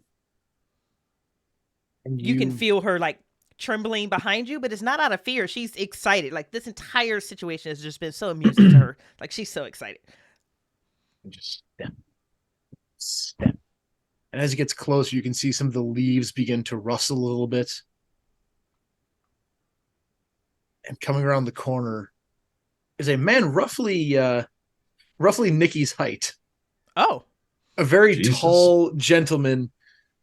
And whereas Nikki has zero muscle, looking like the worst center for the WNBA, facts. this man looks as though he has never not done a day of physical labor in his life. This man is very, very muscular, very tall, and looking out at you, he doesn't look happy to see you. He goes, "What are you doing in the conservatory?" We were told by Winston that we could go anywhere that wasn't locked. Who are you, and why are you giving us guff? Oh, right. And he reached into his pocket and he puts a mask on. And so, no, Bridget's taking notes on these. Blue with green splotches. Blue with green splotches. And he, well, you're free to look around here, I guess. Don't touch anything. We hadn't planned on it. We just wanted to walk around. We were told that, well, the game was afoot, and if you have a mask, then clearly you understand that the game is afoot. Yeah, somebody's supposed to get murdered here. I'm just taking care of the plants. And he kind of rudely turns, grabs a small watering can, and begins attending to some along the back wall. Sir, Great. may we have your name? Keeper of the conservatory? Bill, the groundskeeper of this here part. This has always been a very lovely, lovely space, Bill, but I will attest it has grown under your care. You've done an exceptional job here. I know every plant that's in here. I take care of them. And as he turns away, you can hear him bend down. Who's a good plant? Yes, you're growing very nicely today, aren't you? I love Bill. Favorite NPC of the month. Bam, right there.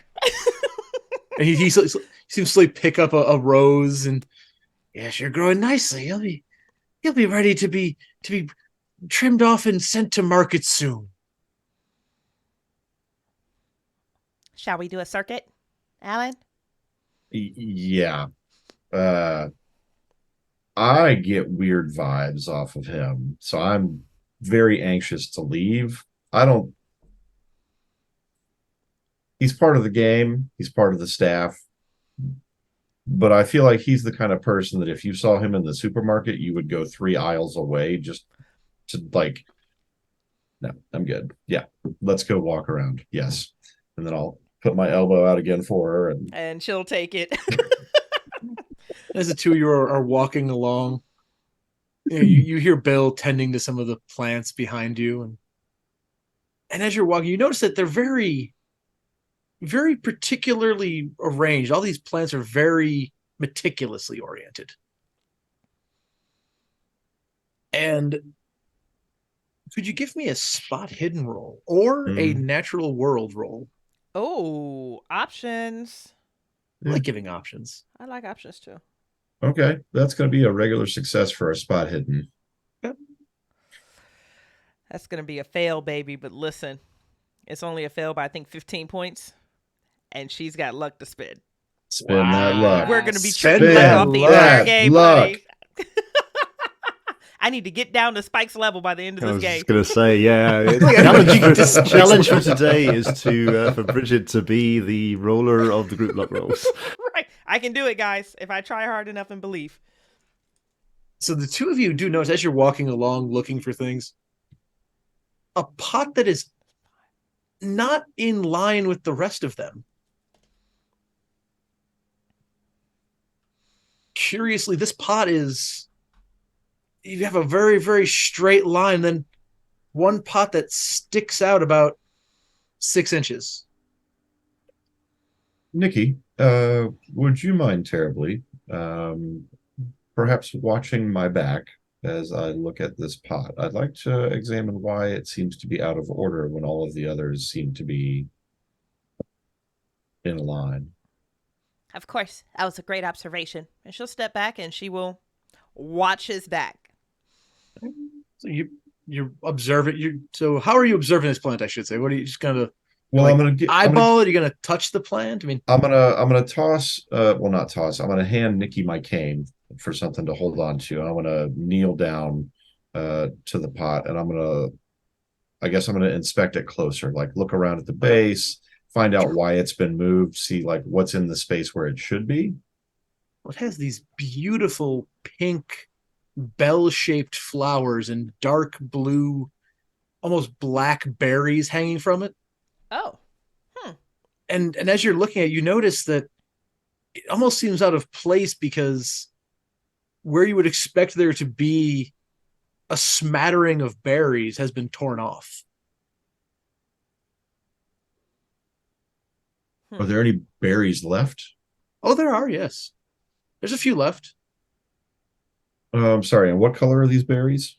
The berries are dark blue, almost black. I'm gonna turn and look back. And I think I'm gonna take one of the berries and kind of taste it. I'm a curious fellow. I need to know what this berry is. You are a curious fellow. It tastes sweet, but also this strange bitterness on the back of your tongue. It tastes funny. Is it a bitterness that I've tasted in my dealings with the occult? Like anything that I may have come into contact with in my store? And you can give me a natural, in terms of the occult, not necessarily, but you can give me a natural world roll. Okay, let's do that. No. It's definitely, it's a strange berry. Kind of, kind of makes you do one of those. I still have my glass with me. I'm gonna chug the rest of the cognac, and then I'm gonna put a couple of the berries in the glass. Okay. I'm gonna bring them with me. Now, just for the sake of, since you're downing an entire glass of that cognac, would you mind giving me another con roll? Sure. Here we go.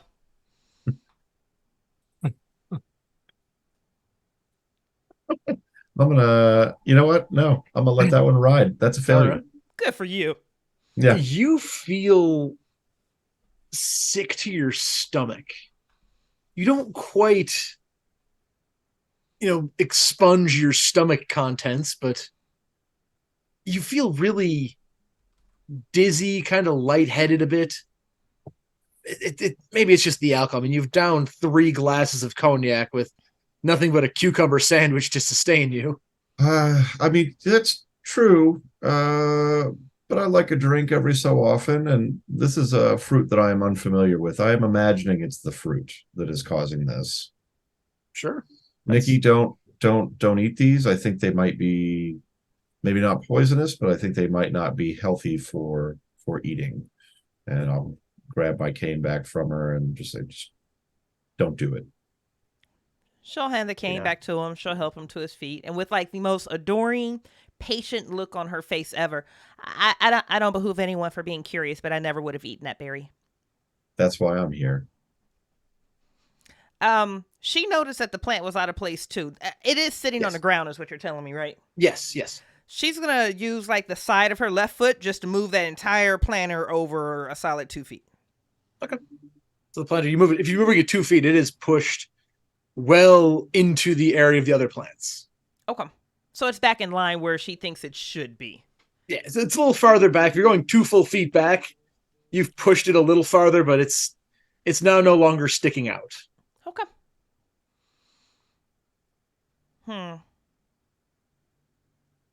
Do you feel well enough to continue? The stomach is a little it's a little upset, but yeah, I'm fine. Maybe a little more cognac might help. Who knows? Oh, sure. You could always, and you've just emptied your glass. Could go for a refill at some point. But yes, I'm game to continue. So what would the two of you like to do? I chose the conservatory. Body. Yeah. Check for anything weird in the conservatory. A body. No body. Just a strange plant sticking out and a grumpy but gold-hearted groundskeeper. So as the two of you are thinking about that, why don't we flip the camera back to our other two friends, shall we? Kind of yo-yo between the two groups as we Scooby-Doo this. A true let's split up, gang. Facts. And so the two of you have found a darkened hallway leading upward. Mysterious, isn't it, Chad? Let us see where these stairs lead. Yeah, just for fun. As to give me a quick listen roll, just for fun. Just for fun, guys. Just for fun. I mean, isn't this why you taste the berries? Oh, geez. Okay. That's a fumble. That's a fumble. Wow. Oh my goodness. All right. Do I go back and get my lighter? So, Dr. Julius, is that a pass from you? If I spend 3 points of luck, it will be. Would you like to spend 3 points of luck? I think I will, yes. Ooh, all right. So, Dr. Fisher, you and don't worry, Chad, we're going to come back to that fumble in just a second. We got to find our buddy. So, Dr. Fisher, you hear a sound. It's faint. You see Chad stop in his tracks as you're walking through the dark. Maybe you've got a hand on his shoulder as you're walking, and he just stops. Did you hear something? You turn your ear up, and you could hear in the distance. You can't place it. It's very, very faint. From up the ways or back the ways? Somewhere in this house. A very faint voice. Someone almost in the house is speaking. You hear this whisper, but Chad, you with that fumble, you hear this voice as clear as a bell. And it's this unnatural, echoing voice. And doesn't sound like a language you've heard before. But cutting through this almost repetitive vocalization, as if you'd almost call it a chant. Uh-oh. You hear a voice that just echoes in your ears. Submit to me. Do you hear that? Chad? There's someone whispering in the house. Perhaps a conspiracy of some kind. Plotting and planning, huh? Tell him nothing, Chad. I don't hear anything, Julius. Close your eyes. Attune yourself to your surroundings. Will you submit?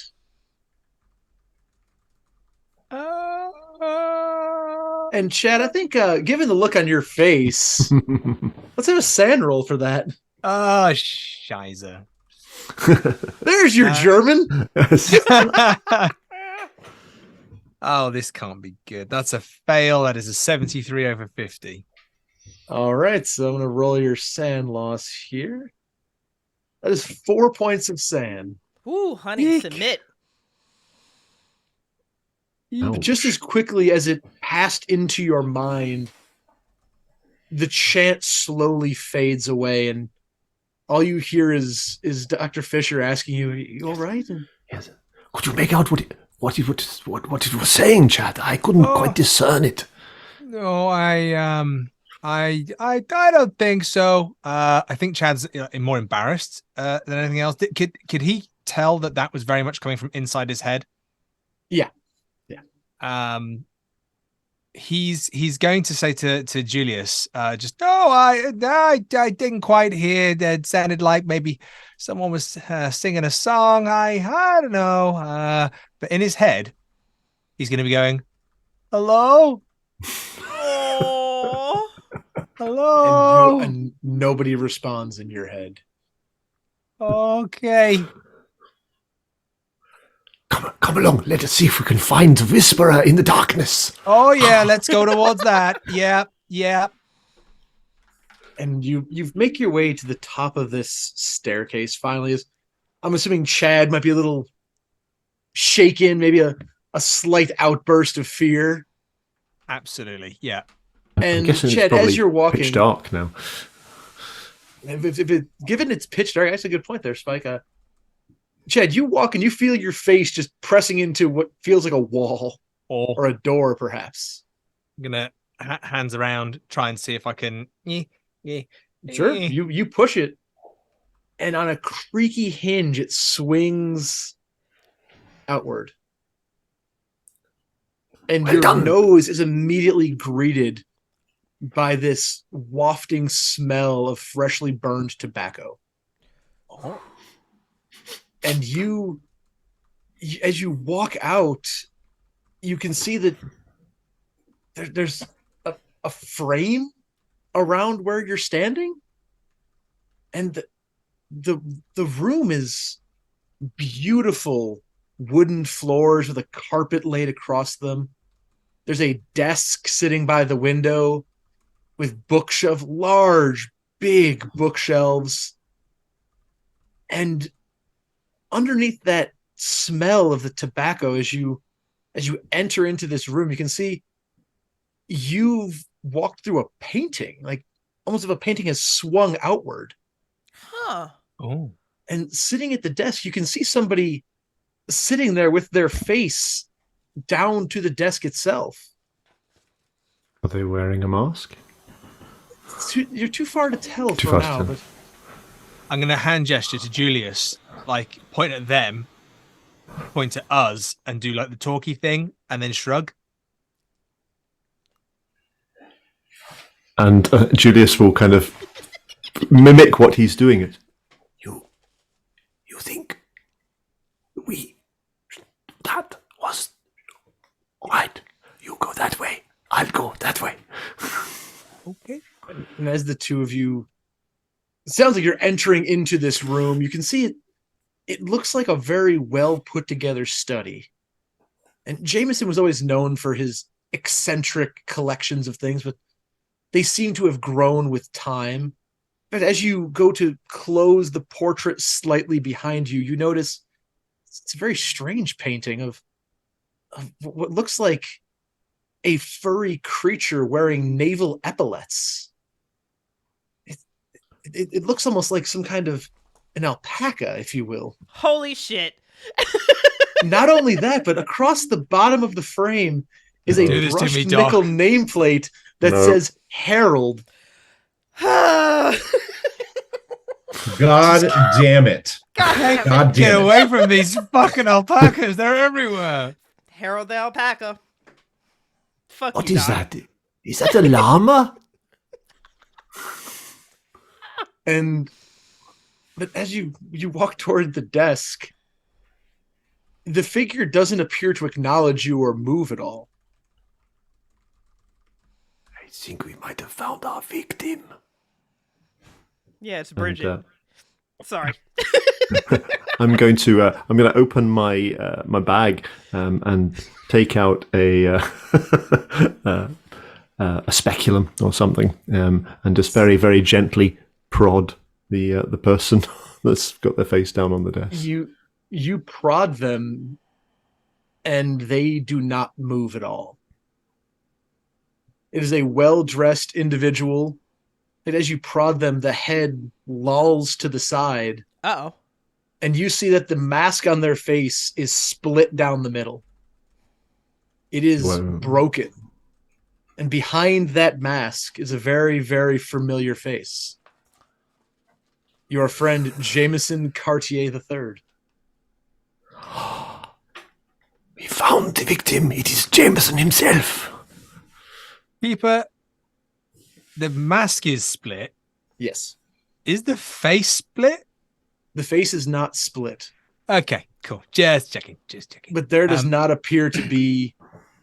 You're poking and prodding him. There's not a big dagger in his back or anything like that. There's not a big dagger in his back, but there is what looks like a knife sitting on the desk. Don't touch anything, Chad. I will attempt to ascertain if the person we see before us is deceased or still living. It's kind of really buying into the premise that this is all part of the game. Yeah, Give me that first aid check. Hey, go ahead, Chad. As he's rolling, go ahead. You check the body. I'll have a little look around, a little look-see daisy, see what I can see. Search for clues. Yeah, that smoke smell, Keeper. Mm-hmm. Is that strong anywhere in particular? Is that like a...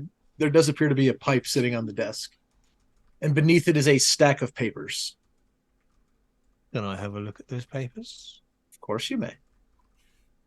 As you're doing looking at the papers, I'll say, Dr. Fisher, would you mind giving me that medicine roll? And I'll tell you what. Medicine or first aid? First aid, whichever, either one. I'll even give you a bonus die because I'm feeling generous. Because you are a doctor of medicine. Right, so let's see if I can figure out how to add a bonus die here. Okay.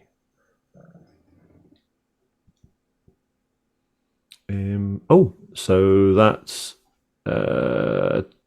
16 with the bonus die, which is pretty good.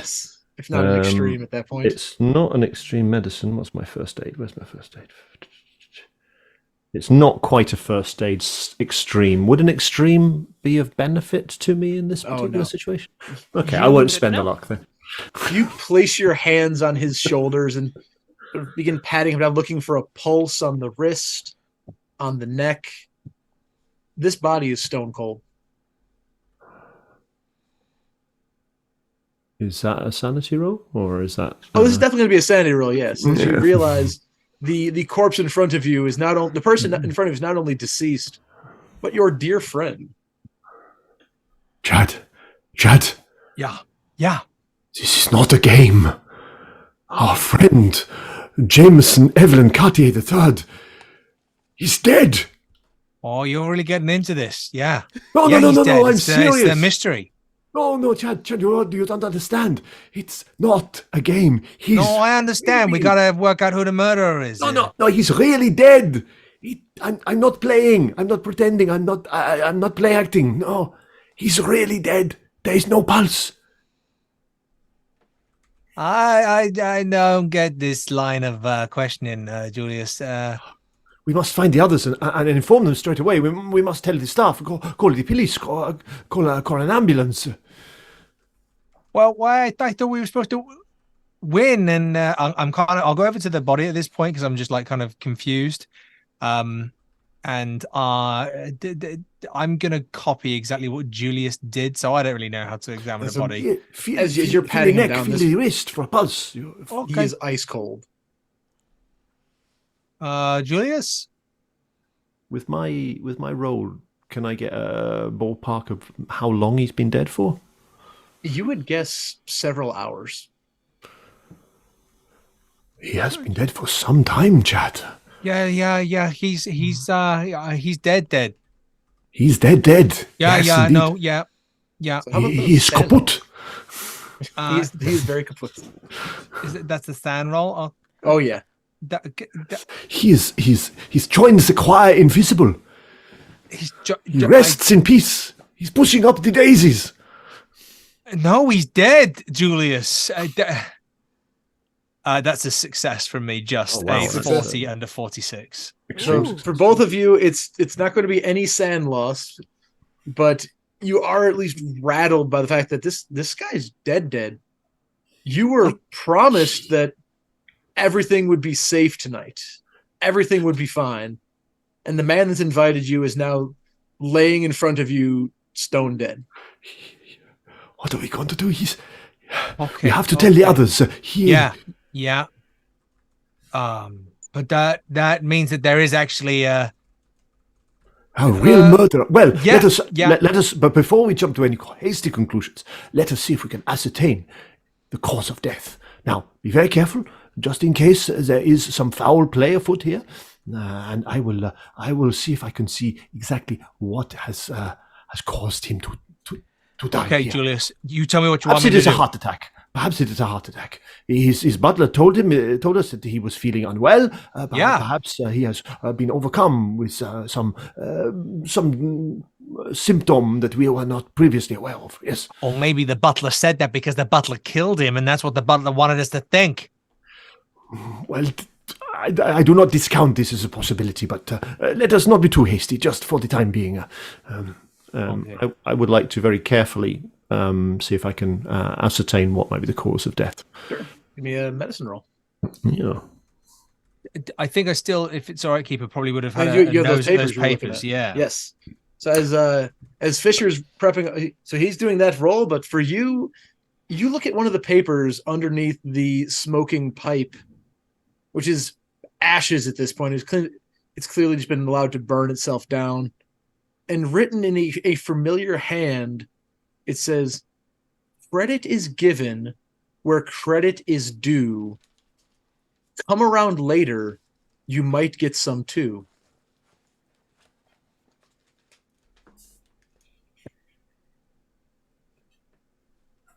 I'll put that in the chat so we all have a copy. So everybody write on it. And I'll read that out to Julius as well, and just say, Julius, this is kind of weird. Credit is given where credit is due. Come around later, you might get some too. What? He died while he was writing poetry? What a way to go. Most peculiar. That was a success on my medicine, just a normal success.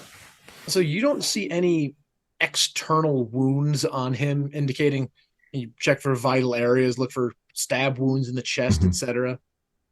You notice that his lips have a bluish, almost cyanotic hue to them. Cyanotic is not a word I'm familiar with. As if he was, the lack of blood flow, lack of oxygen was causing the term blue. Of course, Dr. Julius Fisher would know this word very well. He'd be intimately familiar with it. And you notice on his hands appear to be symbols carved into the palms, as if they were pressed together and mirroring one another. Is there blood on the dagger that's sitting on the table? I'll give you your success on the medicine roll. It's not blood. It's a sticky, almost corn syrupy red. All right, so there's nothing. So he's got symbols carved into his hands, but there doesn't seem to be anything around that he's used to carve these symbols. Correct. Are they carved into his hands, or is that corn syrup? I don't know what this is. I would have to do some pharmacological analysis on it. The symbols on his hands, are they? Is there kind of blood on his hands from where they've been cut in? Is it kind of? With your successful medicine roll there, this looks almost burned in. Eef. All right. It is like he has clasped a very hot piece of metal or something, which has got some sort of design on it of some kind. But it looks like he has perhaps suffocated. Suffocated? He got burns on his hands and then he suffocated? What the hell's going on? I know, it's very peculiar. Very, very strange. Julius, do you want to stay here and I'll run and grab the other guys? I think that is an excellent idea. Yes, you do that. I think we should split up and go off on our own now, one by one, and see if we can See what's happening here, I think, is the best course of action. Yes, indeed. Are you going to go back down the secret stairway or just Oh, through no, the no, door? no. And see? Through the door and down the stairs, and And Bob's your uncle, as they say. fisticuffs up, and Robert's my mother's brother's cousin. That's right. And you remember from having been at Noble Branch before, the study is actually at the top of the stairs, so it shouldn't be a far trip back down to find a way downstairs. When you walk out the door, the stairs are right there. Are there any of the masked guests, servants, or anything like that? There doesn't appear to be anybody around. I'll No just one around. call out gently. Alan, Nikki, and then in my head I'm gonna go, whoever you are. That's so creepy. And given Alan, you said you were actually going to go back and get some more cognac after looping the conservatory.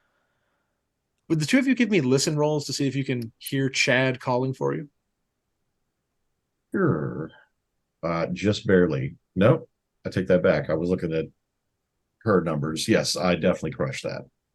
So you hear Chad's voice calling for Alan, Nikki, off in the distance.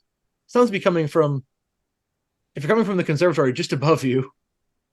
Nikki, I think our boys may have found something. Oh, very being- good. Very good. We're being summoned. I'd like to make a quick detour, though, if I could, if you don't mind. Where are you detouring? I just want to refill my drink before I go upstairs. Okay. Because the game is afoot, and I'm not planning on being sober for the rest of the game. So, No, but what if your character, Bucho? believe it or not, this is the first stream I've done where I don't have booze here. Oh, look at us. Not one.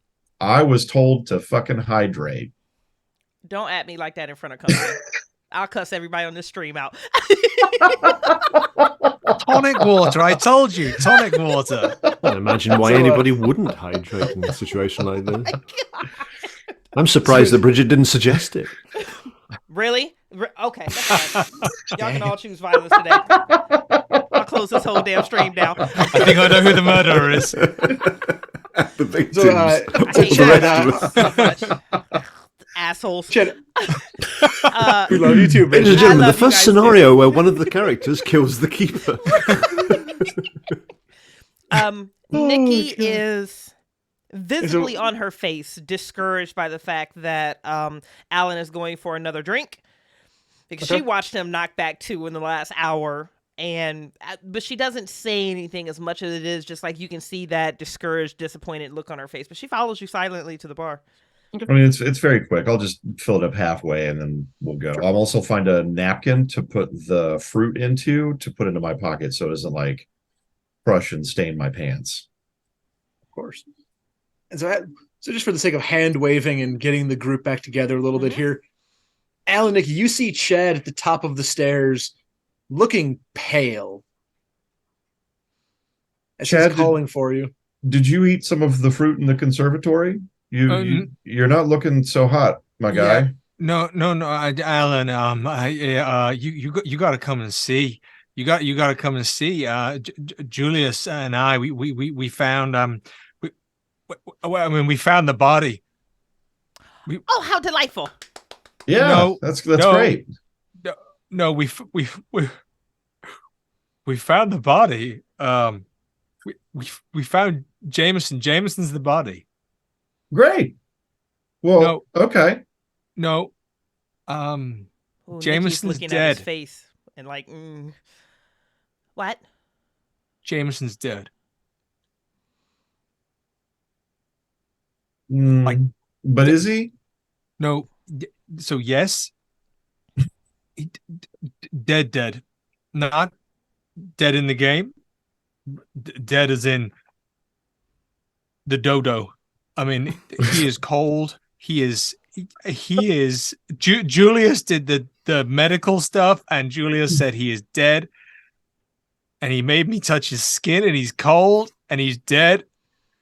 And Julius is in there in the study, We found a secret door, and it goes all the way down to the kitchen, into the refrigerator, the freezer, and Frankie was mean. Like, he just wasn't in the mood. Okay. Okay. All right. We're coming. And Chad. And she's going to climb the stairs where she can get to him and at least get to him, like just put two hands on either side of his shoulders. Can you show us? Can you show us the way? Yeah, I guess we should all probably say goodbye together. Yeah, it's this way. And I'll just walk him off into the study. Yeah, Alan is not buying it, but okay. Like he's clearly worked up about something. So, and it's not that Two of Nicole you. isn't buying it as much as it is she's genuinely concerned about how upset Chad looks. As you walk into the study, you get that same smell of burning tobacco and the same description as for the well-appointed bookshelves, the desk in the corner with a face-down Jameson sitting there. I'm imagining Dr. Fisher is probably attending to it, like poking and prodding here and there. Well, once I've ascertained that he's dead and it looks like he's maybe suffocated, but there doesn't seem to be any external sign of what's caused it, I think the first thing that he wants to do is he wants to call an ambulance. Is there a telephone in the study? There is, in fact, a telephone. But just a quick point of order, could you give me one more medicine roll? Yeah, Wow. absolutely. Yeah, of course, yeah. Just as a... That's a fail, but I'm willing Okay. to push it. I would say when you're looking at the cyanosis, it doesn't explicitly mean suffocation. It could mean a lot Right, of different okay. things, lack of Yeah. blood flow. Oh, for okay the then. rest. Yeah. All right. In Oh, terms okay. of So possibly Possibly anything else. could be poison, could be strangulation, Could be something like strangulation. that, Could be. yeah. Yeah, unless But you're going to Julia- crack them open and look for that little bone in the throat, you're not going to know for sure. Well, before we call anybody, I mean, are we 100% that this is real? Or is it just really well staged? Because again, it's Jameson. And maybe he's gotten better with his theatrics. You I think free to if you- examine the body. I mean, I am with that second failed medicine roll. If you're willing to take a push, or if not, Go for then it. Push away. then I think I will take the body and I'm going to push aside whatever's on the desk. Lay the body on the desk and start to remove his collar and shirt to see if I can see signs of what might have caused it. And I might need to. I think that's what I do. That's what I do. Okay. Yeah. So give me that push. Oh, for fuck's sake, that's even worse. The dice are just choosing Oh, violence. God, I today. have to Wow. climb up onto this desk to see what I'm doing here. So, yeah, you put him Everything on off this the- desk. It's all in the way. You and Chad, you notice all those papers you were looking through Okay. thrown across the floor, and I'll try and find the one that I saw so I can show it to Alan and show it to Nikki. of course. So as you're looking through those, Dr. Fisher, you pull open his shirt, sending the buttons flying everywhere, and you are examining this body. You're Poke my fingers down poking his and throat as prodding. well. You put a fist down his throat, and there is no response. You feel the teeth almost scraping against the back of your hand. There might be something stuck in his throat. He might have choked on something, perhaps. Your hand? I mean, he's been dead for hours. I can't kill him again. So the two of you watching this, Nikki and Alan, you notice that he's got to be dead here, or he either has no gag reflex and is very, very good. He's got to. You've crossed the line from maybe to that little meter's thinking, what is Dr. Fisher doing to a corpse when he says, he operates on them? So it starts with Julius. One moment, Julius! please. I am ascertaining the cause of death here. And she's gonna grab I him. need to She's gonna focus. have to. I mean, like right around, like wrapping around his shoulder and his waist. Where's She's my gonna- bag? Where's my bag? Where's my bag? She's gonna grab at him. Need It's like, Julius, he's dead. I know he's dead. I'm trying to find out why he's dead. No, you What are killed him? embarrassing yourself. Stop this. Look at yourself. You're Look, on a look table. at him. Look at him. Look at him. Pounding on a corpse. Yeah. Yeah. She's going to try to pull him down. Because But- he's in but, shock. That's what it is. That's fair. But Nikki and Alan, realizing your friend is dead, could you give me those sand rolls that Yeah. the other two also had to suffer? Yeah, but- Sure, buddy. Why not, right? No, I did not make that. She did. So, Bucho, that is going to be 3 for you. Holy shit. Okay. And so, Chad, you're looking for the papers, and I'm gonna put this to one of my favorite dice that I have in my collection, the Happy Sad die. Oh. I've seen You this not one o- at play. You not only get a smiley face on the Happy Sad die, you find the sheet of paper you were looking for, and a list of everyone's names. Not just the 4 of you, but every person you've met. There's a name Bill, a name Maurice, a name Evie, Winston is on there. And you notice that through Evie's name is a red line. Do with that what you will. I think Alan would be kind of honestly kind of traumatized by watching what's going on with Julius and Jameson. Not to yuck anyone's yum, but that's just not his thing. And I think he would kind of stroll around the room to see if there's anything else he could see, like maybe if there was like broken glass, like somebody had broken in through the window or something along those lines, like trying to see some evidence of something. As you're looking around the room, everything is fastidiously put together, almost too clean. But you see that on the floor next to the desk, there is a sideways rocks glass. No ice in it, but a rocks glass sitting there on the ground. The bookshelf itself seems untouched. But I would like to put this to a roll. I'll put it to as either a library use or a spot hidden.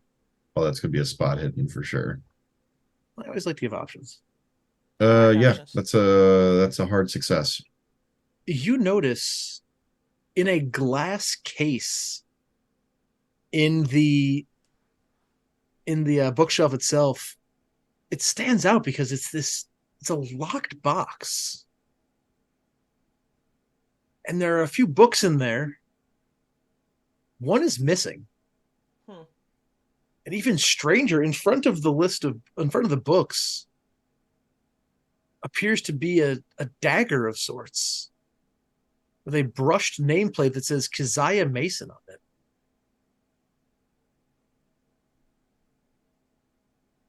Maybe Jameson just collects weird stuff. That's Yeah, gotta but so do I. Mm. You want to give me an occult roll? Hell yeah, I do. I figured you would. Is this thing is the case still locked as well? The case or is is it still open? locked. Yes, the case Okay. is locked. Out of 65. Yeah, that's a regular success.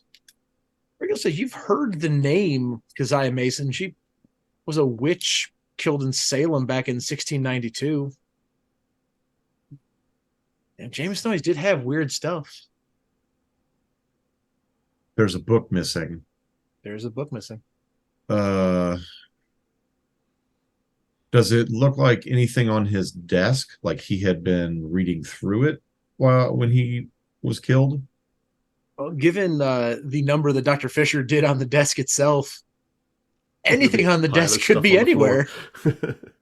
You turn to the desk and you just see Dr. Fisher pounding on the chest of this corpse, With a trying to hand determine down how his he throat. died. With A hand one down his hand down his throat. I think I found something. No, that's the tonsils. No, How small are your hands? I'm stretching it wide. I need my medical equipment for this. Oh, Do I have you seen his hands? Have you seen his hands? Do I Given- recognize the titles of the other books in the shelf in this you've heard particular of them. glass case? One of them is De Vermis Mysterious, Mhm. and the other does not seem to have a title. It seems to be worn away and lost to age. Hmm. Okay. Keeper, who was looking at the you mentioned the notes with everybody's names on from the party. Mhm. So who was looking at that specifically? To be you, so you are down there. Exactly. So having seen that, I'm just gonna kind of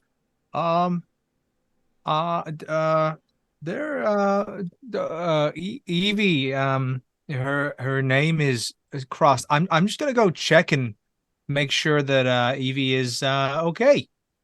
I feel like maybe let's not do that alone. Okay.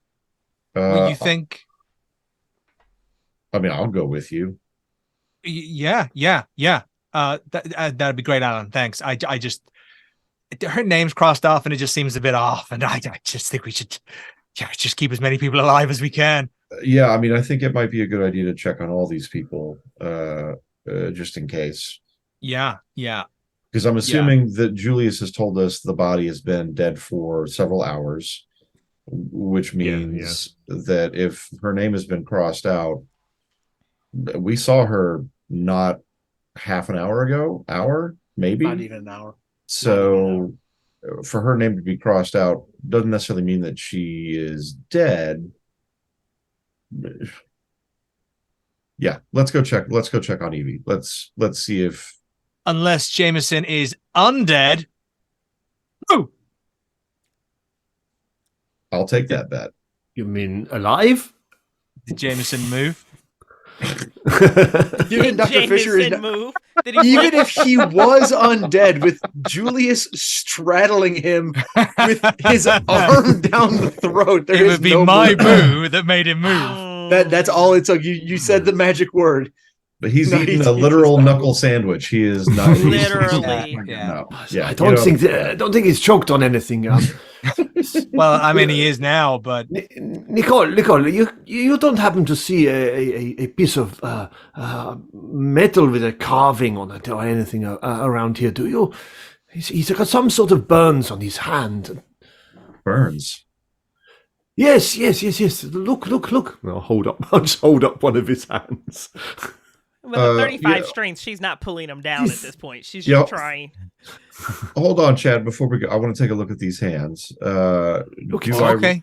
It's like he's held something, burned something with both hands. Look. Are these markings something that I would recognize? Oh, You can give me an occult roll.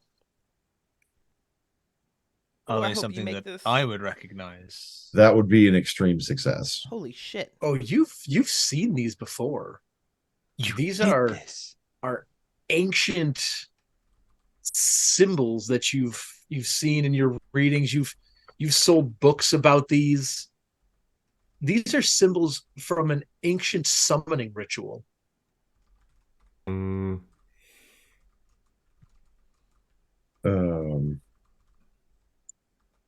So I know that the markings are from the ritual. Do I recognize anything in the room that would also be a part of the ritual, like that to know, to see if like the ritual had already taken place, like if there were other pieces of evidence that had happened? You don't see anything in this room, but in fact, as you're looking around, I mean, you also have the room taken apart slightly by Dr. Fisher's aggressive doctoring. Yeah, that's what we'll call it. Yeah, I was gonna say that's a nice phrase. I doctor hard. You do doctor so hard. Some call it violating a corpse. He just calls it Tuesday. Listen, I mean, you got to do what you got to do. There's a man. We got to find out. Nose and throat fisting. But I will say, ears in the ears. Look in the ears. Stop inspiring him, Bucho. Can I ask a question, actually, Keeper? The marks on the hand, the burns on the hand, do they look recent, or does it look like it's healed over from a while back? They look very recent. Like if he was alive, you would imagine that the flesh would still be blistering recent. Is there a fireplace in the room? There is. I'm going to go and poke about in the fireplace to see if I can find something that might cause this. It's cold. Oh, not this. Where could it be?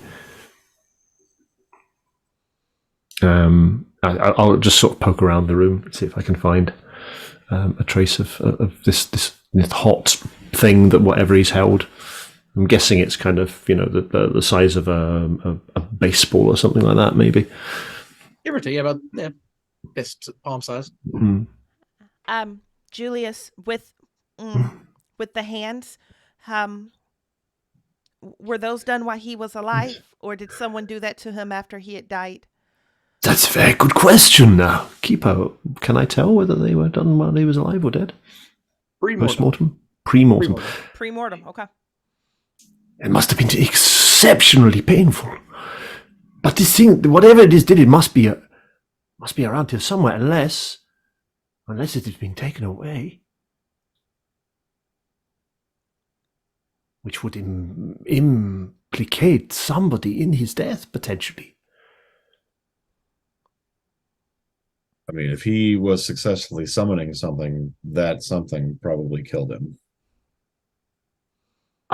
We're not seriously suggesting that he has summoned a demon or something like this. Is this what you mean? I mean, on a scale of 1 to holy shit, how bad are these burns? Well, I mean, they're not life-threatening or anything. They're would have been quite painful for him, I imagine. But I'm gonna go and check on Evie. She's gonna be in trouble. Alan, you coming with? Yeah, I'm coming with. I'll follow. Yeah. Where are you going? I'm going to follow Chad's lead. I'm We've going seen how well out that goes. out on the stairs. It'll be fine. Evie. So you're taking the main stairs or the back stairs? Oh, good question. You do have 2 sets of stairs from this room. Show Alan the secret panel behind the painting of the llama, whatever it is. Oh yeah. Do you want to take the llama stairs, the secret llama stairs, or should we go out on the main, the main walk? The llama stairs are interesting, but I think maybe I don't know that Evie is using those. She wouldn't be cleaning the secret stairs, would she? I mean, the secret stairs. Okay, let's go out and we'll just go in the next room and room by room until we find Evie. I know that the library is next door. That might be a good place for us to start, and then we can head downstairs, or we could check the master bedroom after that. So yeah, I let's do the whole of this floor and then go downstairs. I think that's a great idea. You go down the hall, one door to the library, and even with Chad, what you've heard before, the house is dead quiet. Mm. You can barely even hear the rain, even though you know it's coming down. Thunder almost feels muted from the outside. And you walk into the library, and there appears to be nothing here. Oh, you see books upon books. You can see an ornamental suit of armor in one corner, books on the occult, on ancient Mesopotamia, etc. But give me a quick spot hidden roll. Does the suit of armor have a sword? It has a halberd on it. Damn. I'm going to spend five points of luck to make that a success. And I have an extreme success. You have an extreme. Nice roll. You see a streak of red leading out of the room. Oh, Alan, did you see that? Yeah. Streak of red leading out of the room. Is it going through the other door that we did not come in? It actually looks like, with an extreme there, Chad, it looks like it's leading toward the stairs. The main stairs, down. The main stairs, correct. I'm going to run and grab the halberd if it's free. Ooh. Give me a strength check and make it extreme. Oh God. I'm gonna make it extreme. No, I'm not. No, I'm not. That's The confidence. It's a success. It's a 42 under 55, but it's not an extreme. You feel it kind of wiggling a little bit, but you can't seem to get it out. It's stuck in there pretty well. Is there anything else in the room that I could look at and go, that could be useful as a bashing or pointy tool? Well, you can give me a luck roll. Why not? Okay. I mean, if you're dead set on getting that halberd, I am happy to help you get it out. Okay, so I've got 40 under 50. Nice. Yeah, you see what looks like a pretty heavy, let's say a candelabra. I am going to take that candelabra to the suit of armor and bash the shit out of it until I get the halberd free. Way to be dedicated, Newman. Way to commit, baby. Oh, I should have seen that one coming. I didn't. Yeah. Yeah. I should have known as soon as he said it. I'm picturing him like using the candelabra to like leverage the halberd Yeah. out. Like it's just the dumbest fucking scene. Like, Yeah. All right, give me that strength roll, but once again, make it extreme. Oh, how much would I have to spend? So that's 38 under 55. It's a lot to spend, It'd be a lot. guys. Oh, but do you want it? Do you want that I halberd? really want it. You can't I think mean, of I did say that I would help. So You did. How would that keep it? What would it do if You would get a bonus die on the roll. Alan, come and help me, Alan. I'm coming to your aid, as ridiculous Beating as the it sounds. shit out of the suit of armor. Yeah, I put my drink down. Oh, that's how you know it's serious. Oh, okay. Bonus die. No. No, Damn. you're not going It's any only better. 27 points of luck, it's not Yeah. that much.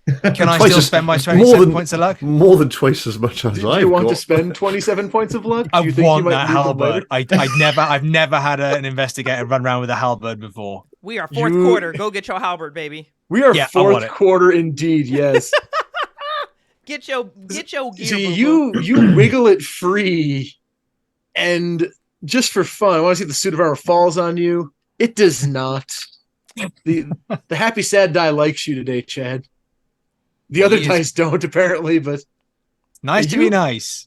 you managed to get this halberd wiggled free, and as you finally loose it, the suit of armor falls over in a loud crash. Sorry. Alan? Yep. Did you hear that? Yeah, I think everybody heard it. Yep. Okay. Yep. Icky, what was that? I don't know. You just hear the sound of metal crashing. It could be from where you are. It could be the pans of the kitchen. It could be the library next door. It's just a loud. I yell out loud, "We're fine. It's okay. We're fine." Come on, let's go get the red light. Let's go get it. Let's I'm go. gonna trot after it with the halberd kind of like bobbing in front of me. I just, Bucho So broke. you trot out this door with a halberd leading you through. And so where would you like to go? at this point, I think if we've found everything in the library that we're going to find, we go to the master bedroom, because if there's nobody in here, we're looking for the staff. So Yeah. You go to Although- the master bedroom. Captain Oh. Halberd is leading the charge. So I go. Captain where he Halbert goes. is in fact leading the charge, yes. Yeah. Captain Halbert. And you do notice like, you have this halberd. You're quite proud of this thing. You're just trotting along like a dog with a stick. And you push your way into the master bedroom. And it is, as the rest of the house, impeccably clean. As we jump in, though, I am going to go in with the halberd and go, ha ha! You jump in, ha ha! And you see on the bed there appears to be somebody under the sheets. It Wait, does what? not respond to your greeting. Alan. Yeah. Alan. It's someone in the sheets. Was Jameson married? No. I'm gonna push the door further open with the cane so I can step beside Captain Halberd into the room. Sure. And You get closer to the bed and I'll lift up the sheet. Oh, yeah, okay. Yeah. All right. Yeah. So I think we sneak closer to the bed, and I'm going to take the butt end, not the skull end, but the butt end of the cane, the floor end, and try to lift the sheet up over the figure. And as you do, you see laying there flat on his back. The first thing you spy is a massive tuft of red hair. And as you continue to pull the sheet down, you see the lifeless face of Maurice.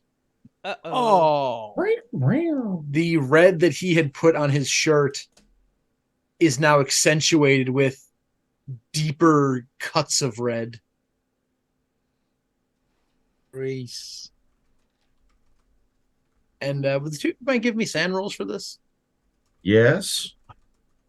Oh, dear. Oh, no, that's that doesn't look good for you. Mm-mm. Mm-mm. That's a success for me. With the success, you're gonna take one. Bucho, you're gonna take another 3. Yep. Ooh. Yep. It's close though. Close. And so Chad just seems, "Ugh. If I've got a stick, I can hit him with my stick." And Alan, so I would imagine your involuntary, like sort of jostling from this is to just yelp. I think I yelp, and I think my cane hand starts to shake a little bit. Like, I think now I'm starting to understand, like, this is not a game. But I'm also like 2.5 drinks in, and so things are a little wibbly wobbly. Yeah. So as you find this corpse and yelp, we're going to do one of those. Meanwhile, back on the ranch, Nikki and Julius. Nicky, I think we're going to have to call for an ambulance here, and there will need to be an autopsy and so forth. Do you want to call, or shall I? You can call. I'm going to go see if I can find. I'm going to see if I can find Winston. Yes, that's a very good idea. Yeah, see if you can find Winston. The staff must be alerted. Okay. Her eyes are going to fall on the phone. They're going to fall over Jameson. She looks crestfallen. And then she's just going to turn and like she has to dip all the way down to her shoulders to get underneath the door frame and just leave the room. And she's going to go on a mission to go find Winston. I think before she goes, if Julius noticed how crestfallen she looks, he'll kind of just take a step over and just put his hands on her shoulder and say, "It's going to be all right. Don't worry. Everything will be all right." She wants so badly to be comforted by this gesture because this is a sweet gesture, but the hand that's on her left shoulder was also just down a dead man's throat. So it's more like, oh, this is. Yes, well, you go and find the staff, and I'll telephone for an ambulance. Yes. Okay, I'll go find Winston. Are you So are you okay, Julius? Oh yeah, yes. I'm good. Thank you. Yes. It's been a shock, but I see dead people every day. Whew, she's not going to dive into that one any further. Yeah. He's the murderer. I live in Innsmouth. The real murderer was Dr. Fisher's skills. I mean, you'll think this is the worst I've seen? Oh boy. Or have done. It was the victims we made along the way. The victims we made along the way. Quote board. Some of my patients have very unusual ailments, Anyway, I'll phone for an ambulance. Yeah. All right, so there is a phone in the room. And you pick it up and Hello, operator. Yeah. Hello, operator. I wish to report a death. I need an ambulance, please. Hold, please. Thank you. And they. Yeah. This is the police department. What do you need? Oh, hello, police. I think the operators put me through to you by mistake. I'm phoning for an ambulance. Has there been a crime? Why? Well, Hold that, on. We'll redirect you to a hospital. Thank you very much. It is possible there has been a crime, but not been ascertained yet. Whatever, sir. And thank you for your sterling work, officer. Thank you. You hear you connect a little connection noise and Yes, Hello, am I speaking to the hospital? yes. This is Hello, the emergency department. Wonderful. I am at the residence of Jameson Evelyn Cartier III. My name is Dr. Julius Fisher. Mr. Cartier has died earlier today. We require an ambulance and to collect the body and take it for autopsy and so forth, determine cause of death. Hang on, this one of his friends? We might. He told us he was having a party tonight. Yes, that's correct. Yes, that is correct. But this is not related to the party. I am a medical doctor, and I am phoning to tell you there has been an actual deceased man on the premises here, and we require an ambulance. And I think it might not be a bad idea to have the police involved as well, in order to determine whether there was any foul play involved. No, it's fine. No, he called ahead. He told us. No. If there was going to be somebody calling, that it was clearly just somebody made a mistake. Yes. Sir, please, we're very busy. I'm a doctor. I'm a medical doctor, and I'm telling and you, I'm the Queen of England. No, I don't think you are. Click. Hello. Oh, operator. The disrespect. This is a waste of time. Slam the phone down. You want something doing, you have to do it yourself. Right, Evelyn, let's see what killed you now. Climb back on the wall. It's going back. Oh no, he's going back for seconds. Scalpel out, chest open, full autopsy. As I open my medical bag and see what now. What have I got here? Now that I have the room to myself, let's really dig in. Meanwhile, so Nick, you said you were looking for Winston, correct? Yeah, I'm gonna look for Winston. So where are you going to look for him?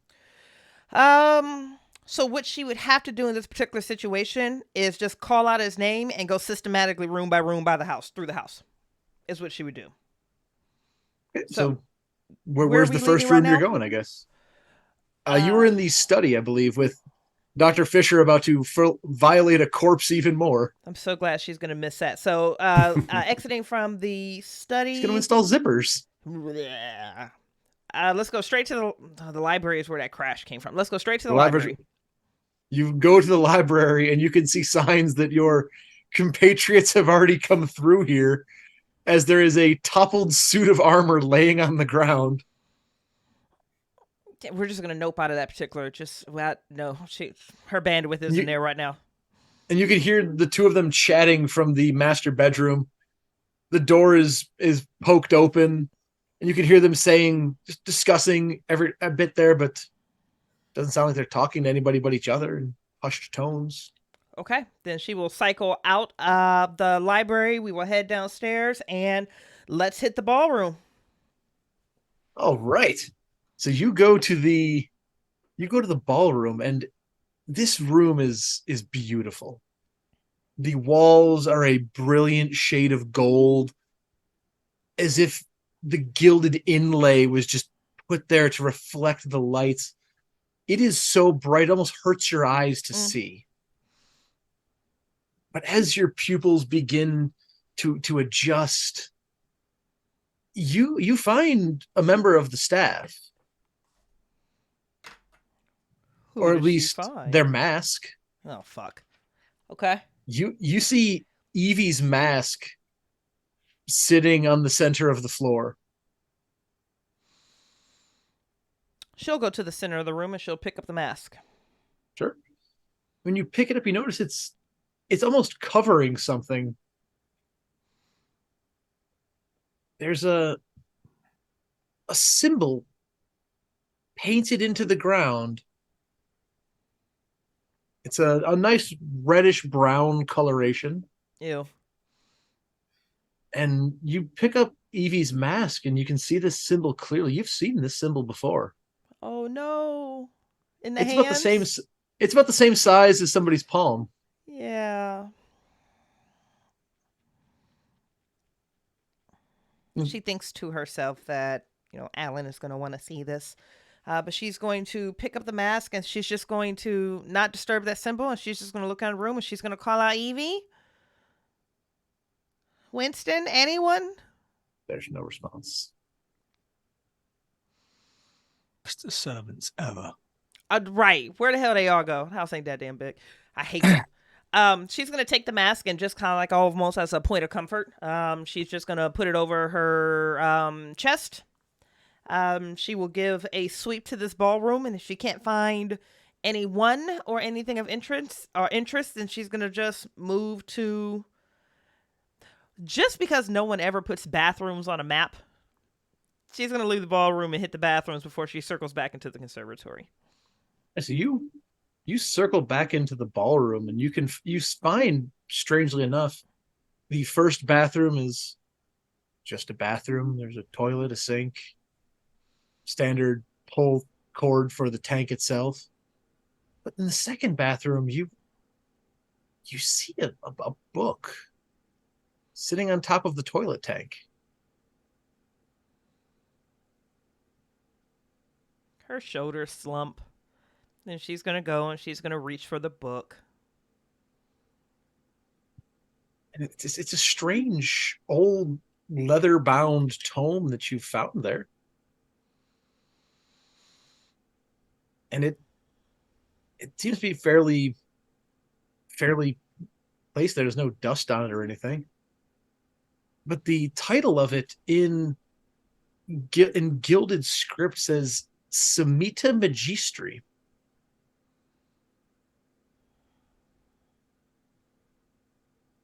She has to flip through the book, right? Oh, of course she does. She has to. Of course she does. She has to flip through the book. And the book itself appears to be written in Latin. Oh, that's okay. She took a few years of Latin.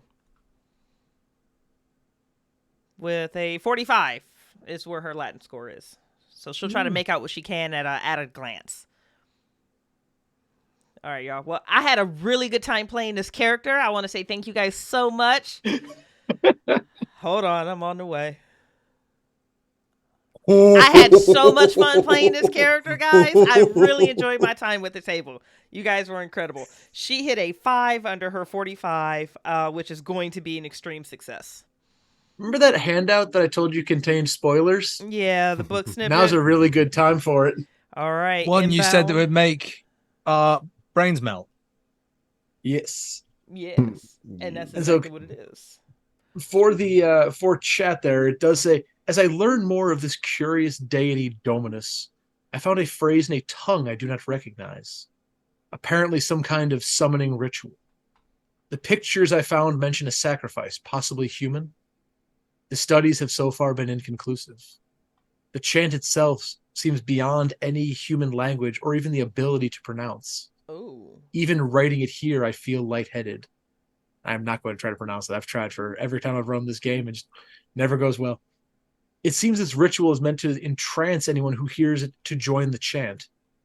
Perhaps it should never be uttered or allowed to be chanted. I know I never will.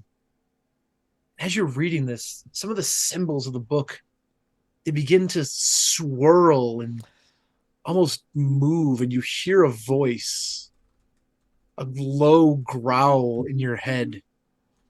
Well, who clears the way?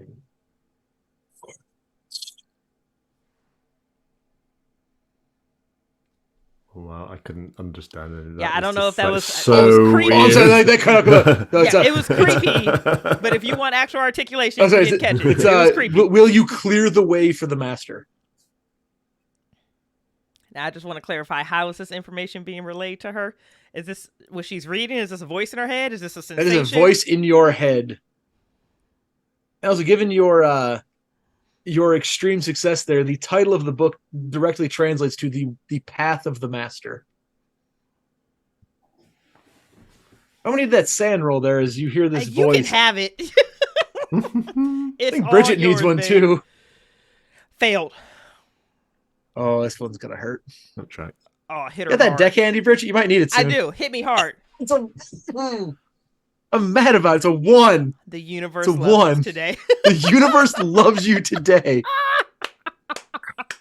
You wrote your own obituary and then don't get to punch your own card. It's amazing. I'm here for it. Oh.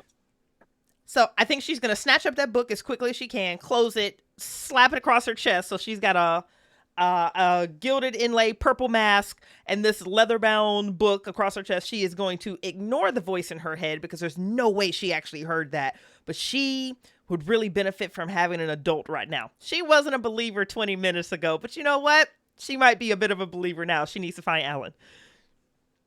And she's going to start by screaming his name. Alan, would you care to give me a listen roll? And Nikki, give me a listen roll as well. I don't want to. Whoa! Are y'all watching this dice roller at home? Wow. I hear everything. As you're critical. I can hear the hair on my head growing. That's how much I can fucking hear right now. Failed rolled her. You hear the voices in my head. Yeah. He hears the game happening in real time.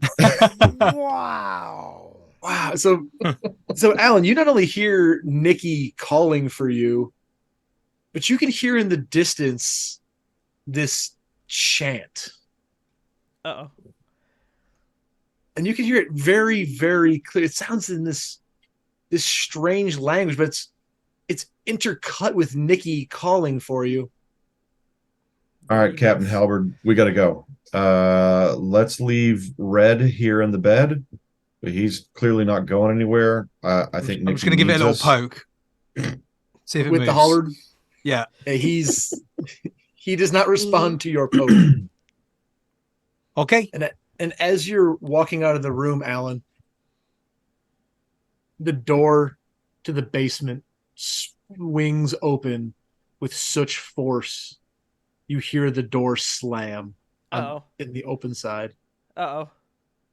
Do we see it from up on the stairs where we are? You can, from where you are, you can get a glimpse of it, yes. We kind of see underneath the stairs, the basement door slam open. Correct. Oh. I was trying to get Bridget with that clap, but she's already here, it seems like. Oh. Is that where we're going, Alan? I feel like that's where we're gonna head, but we need to find Nikki first. Yeah. Julius, Julius. Nikki, Julius. Julius Where walks out smoking a cigarette. Yes. Oh. It's tragic. No. I think Julius is actually going to start looking at. He remembers seeing a couple of things on the desk, which have now been swept onto the floor. One of them was a knife with some sort of sticky residue on it, and the other was the pipe. Yes. And he would like to do some using the doctor's equipment he's got in his bag. He'd like to do some pharmacological, if that's a word, analysis of the sticky residue and of the ash in the pipe, because he's thinking, maybe there's been a poison involved somehow. Mm.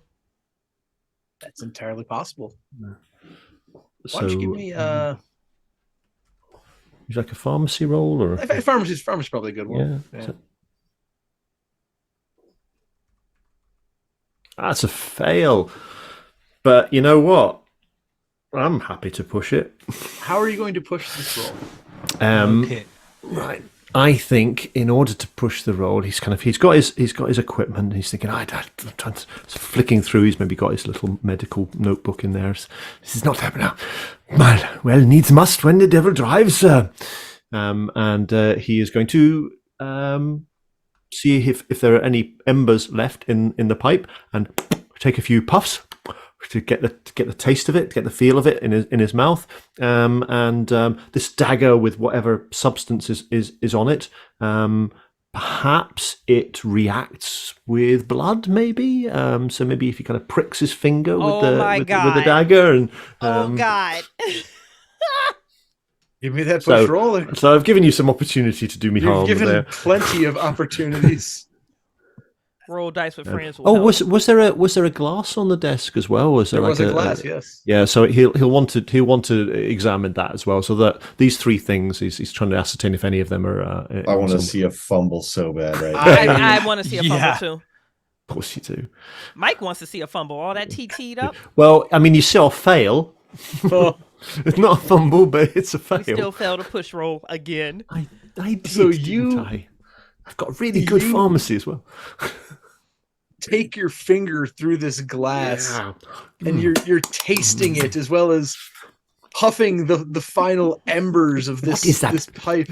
Almonds is that? And it has a unique flavor that you're quite not. Oh God! It's almost sweet. Like you've, as a German doctor, have very likely enjoyed a pipe or two. But it's almost one at Christmas. Sweet. It's almost sweet instead of the usual tobacco flavor you're acclimated to. And you feel your head begin to spin a little bit. Oh God! Rosemary. Oh, that's rather. Oh, it's rather pleasant. And you didn't fumble, so I don't want to take this too far. Well, but you can take it as far as you like, mate. I mean, it's a failed push roll. We are fourth quarter. Take him to the wall. I mean, with a fumbled failed push roll, you could just kill me. This is true. I'm not going to kill you. No, that's too easy. The room begins to spin in a way that you start to hallucinate. Oh my goodness me. In fact, as you're standing out there, you see Jameson laying half naked on the table, and you would swear he just sat up and said hello to you. Oh, wunderbar. Just go and hug him.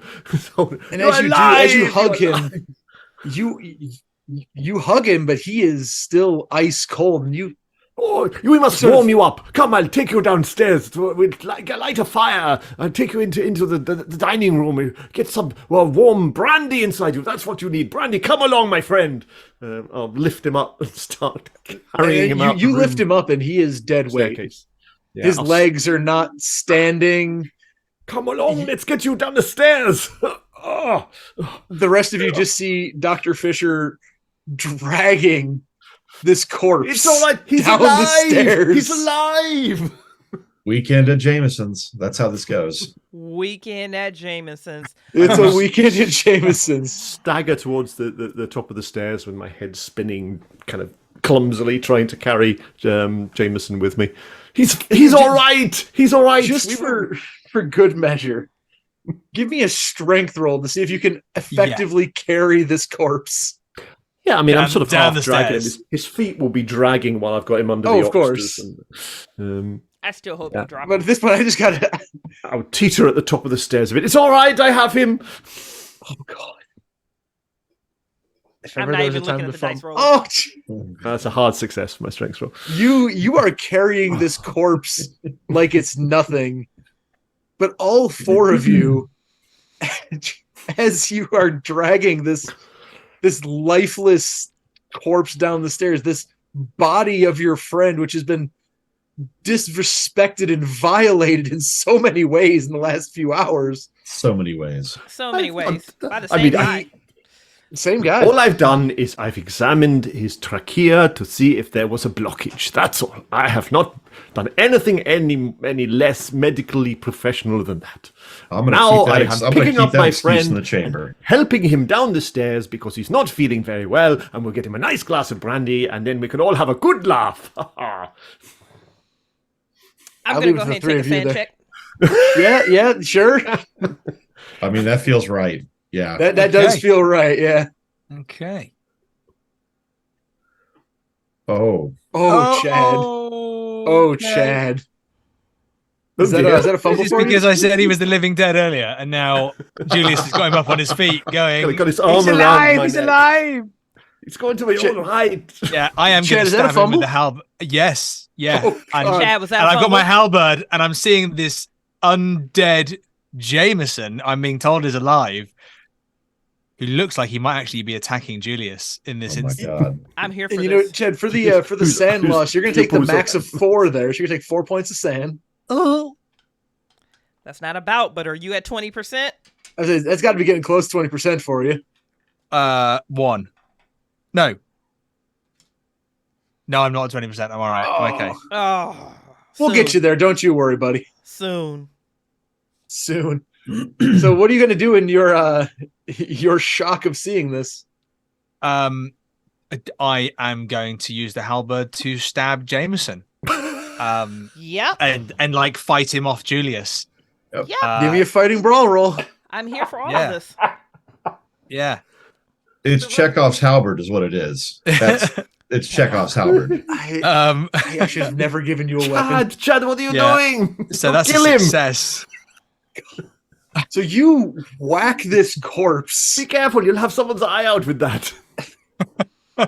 Oh my gosh. and you just hit this corpse with your halberd, and it's not responding at all. My No, God, no, he's not dead, but he will be in a moment if you don't stop doing that. We need to get him some brandy to warm him up. He's ice cold, man. the halberd is literally sticking in him as you're Oh. saying, get him brandy. He was attacking you, Julius. His colours are Jameson was beautiful. attacking you. I said he was undead. None of you listened to me. And I'm going to turn around now, pull the halberd out, and wave it around, going, "None of you listened to me." And I said he was dead. Blood spray across And I the just, face. God. I said nobody listened to me. I don't like this game anymore. Jameson, are you dead? As you are all being sprayed with blood from Chad's halberd, the chanting from the basement gets louder. What's that music? It's beautiful music. Where's it coming from? Oh, In fact, no, I Nikki, heard you that might earlier. recognize what words are being said because you've read them before. I'm just going to go ahead and give you one more sand check. I mean, in your case, that makes sense, yeah, because you've read the paper. Yep. You read the paper. Is that a Yep, pass? Go ahead and give you that. Nope. Sure I'm isn't. catching fairies. That's going to be a 4 for you there, Nikki. Yep. It I think- sure is.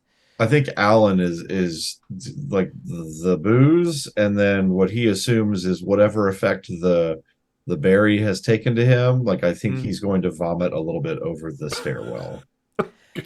Like it's just this is a lot. This is a My whole lot. That's a God, whole lot. Alan's been poisoned.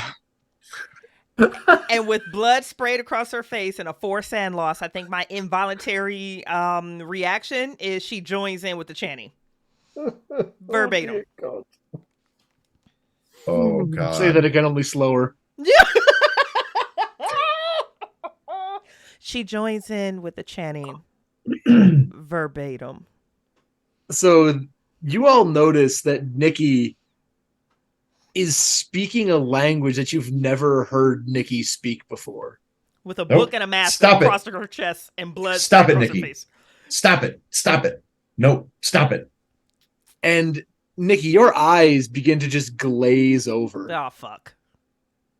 as you feel a oneness with this chant. You feel this chant. It's not coming from you. It's coming through you. What are the rest of you going to do at this moment? As Nikki is now glassy-eyed, speaking a crazy language. If she is if she's not listening to me, try to get her to stop. Hitting her with the I'm gonna try to tackle her and try to get her to come to her senses.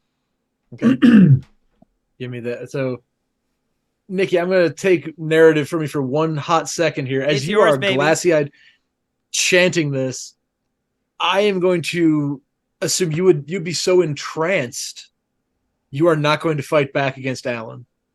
No. I won't fight back against Alan. Can I add on to that particular narrative? Oh, please do. Yes. Since I'm so in tuned and this isn't coming from me, it's coming through me, do I also know that it has previously gone through Chad? No. Do I have an inherent sense that You it's do ever not touched Chad? Okay. No. Okay. I Then don't like I'm going that to check my question. narrative. I like that. I like where you're at there, but I love you. I'm here for you, baby. So glossy-eyed, she's just going to continue chanting. Alan's going to charge at you, it sounds like. Yeah, I don't want to hurt her. I just want to like knock her some sense back into her. Like I'm not trying to like cause serious damage. Just jostle her. I mean, I'm going to try to tackle her, but yeah. Right so before you let- impact, she looks at you and says, "Submit." This ain't that kind of show. Damn it! I was so excited for us. Next What would time. you like me to roll? Give me a fighting brawl, please. Okay. Out of 35. That's a nope. But now that you can't spend luck on that, can you? Mm-hmm. No, you can spend luck on combat. You can, yeah. Yeah, you everything can't but push it. everything but push rolls and Yeah. Oh, well then, let's spend 17 luck on that Damn. to make it a success. Okay. Yeah. And so you slam into Nikki, and Nikki, as this force jostles you back to reality, you can still hear the chant. You've stopped emanating it, but you can hear it just echoing louder from the basement. Like as every time passes, it's getting a little bit louder. I think on the ground, on her back, she's going to look up to Alan. She's going to look at her friends. And the best she can do is compartmentalize in this moment. Alan, why is Julius carrying a corpse? I think at this point, Julius has dropped the corpse and is going to try and grab the halberd off Chad because Oh, God. he's wielding a dangerous weapon. He's just sliced into poor Jameson. He says, "Give me that! You don't know what you're doing. You're going to hurt somebody." He's just going to kind of just try and wrestle it off him, but he's still kind of hallucinating as well. Yeah, I don't know why he's carrying the corpse. I don't know why he's dropped the corpse. I don't know what Chad is doing. I need you to stop chanting. It's coming from the basement. Why did Chad attack a corpse? I don't understand what's happening. If it's coming from the basement, perhaps we should go to the basement and stop it at its source. Maurice, the redheaded guy we saw earlier, he's up in Jameson's bed, dead. So this is not a game. There's I something stabbed else. him too to make sure he was dead. That's true. Give me that halberd. Get off my halberd! You've already stabbed 2 people to death with it. Stab another person if you keep trying to take it from me. What is going on in this place?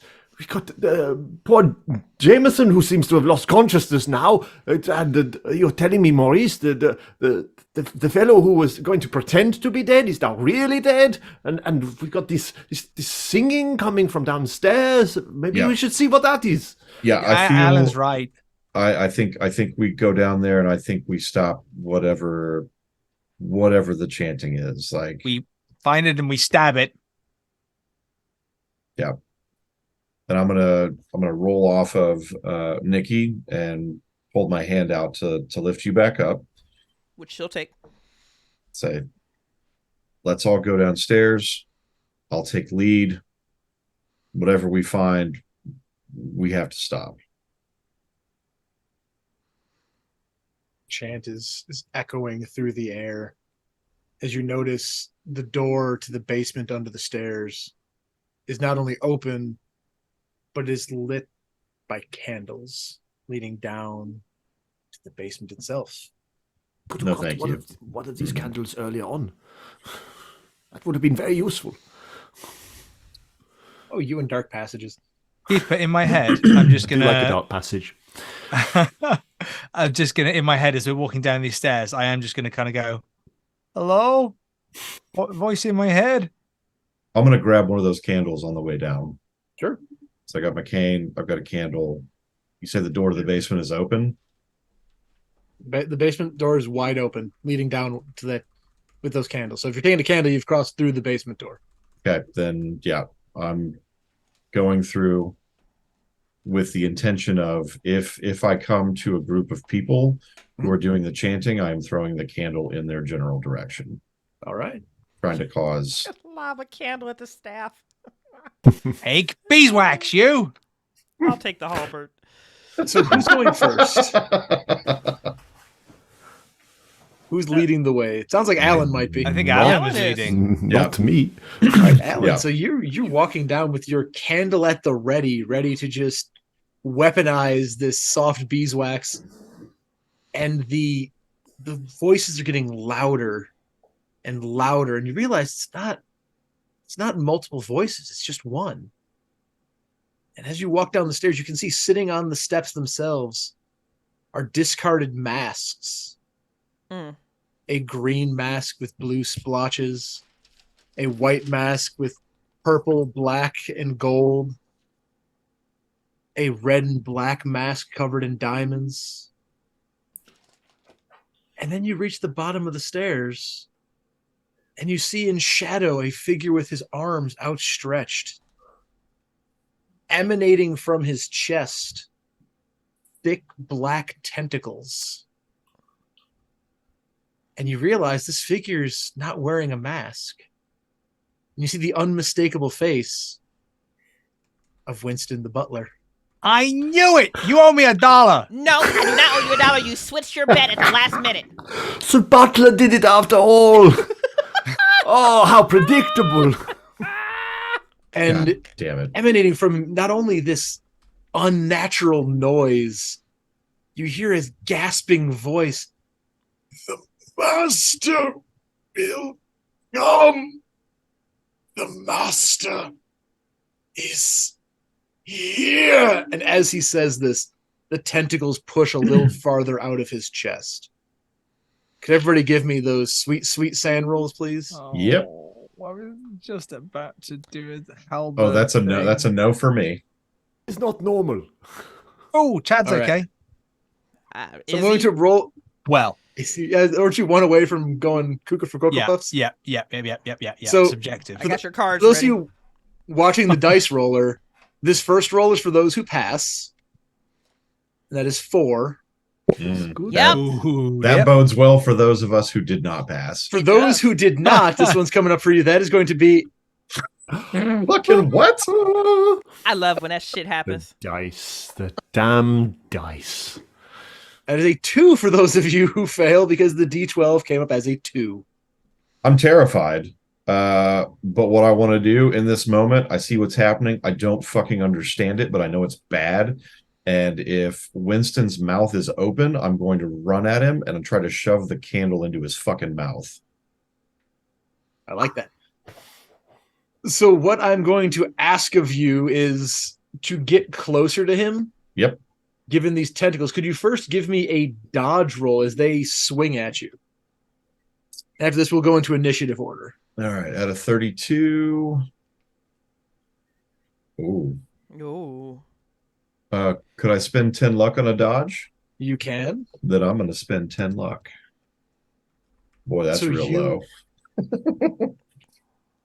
You do manage to run towards him and jam a candle into his mouth Bleh. as he starts choking on it. But the unholy chanting continues No. as it is no longer just the physical husk that is Winston making the noise. It is emanating from somewhere through him as a vessel. Yeah. And with that, we're going to go and jump ourselves into some lovely some dex order here, Yeah. of which I was finally smart enough to write down before running the game. I always forget to do Hey. it, and now I've gotten better with it. Yep. And the Good top of the professional. turnover is Nikki, the professor. Okay. What would you like to do, having seen this horrifying scene. Nikki, with the 4-point loss, hit her 20%. Oh, then draw me a card. Yeah. Let's draw a card. I mean, we didn't get to. I love that you have these. I'm going to order myself a set after this. Yeah. Oh, they're great.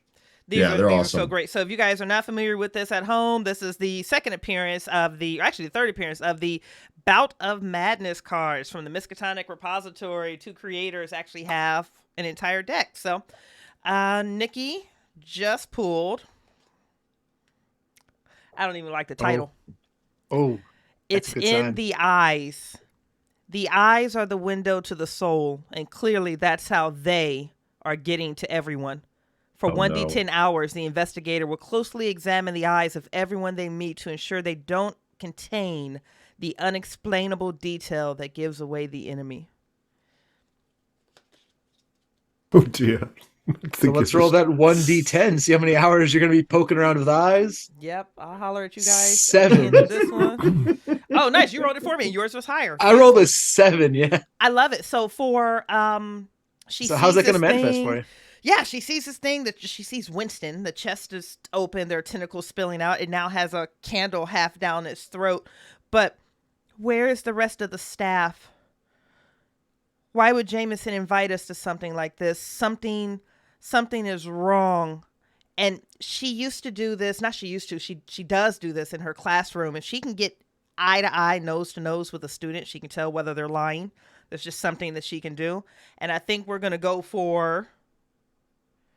She's putting to the dice. 1, 2, 3, 4, 5.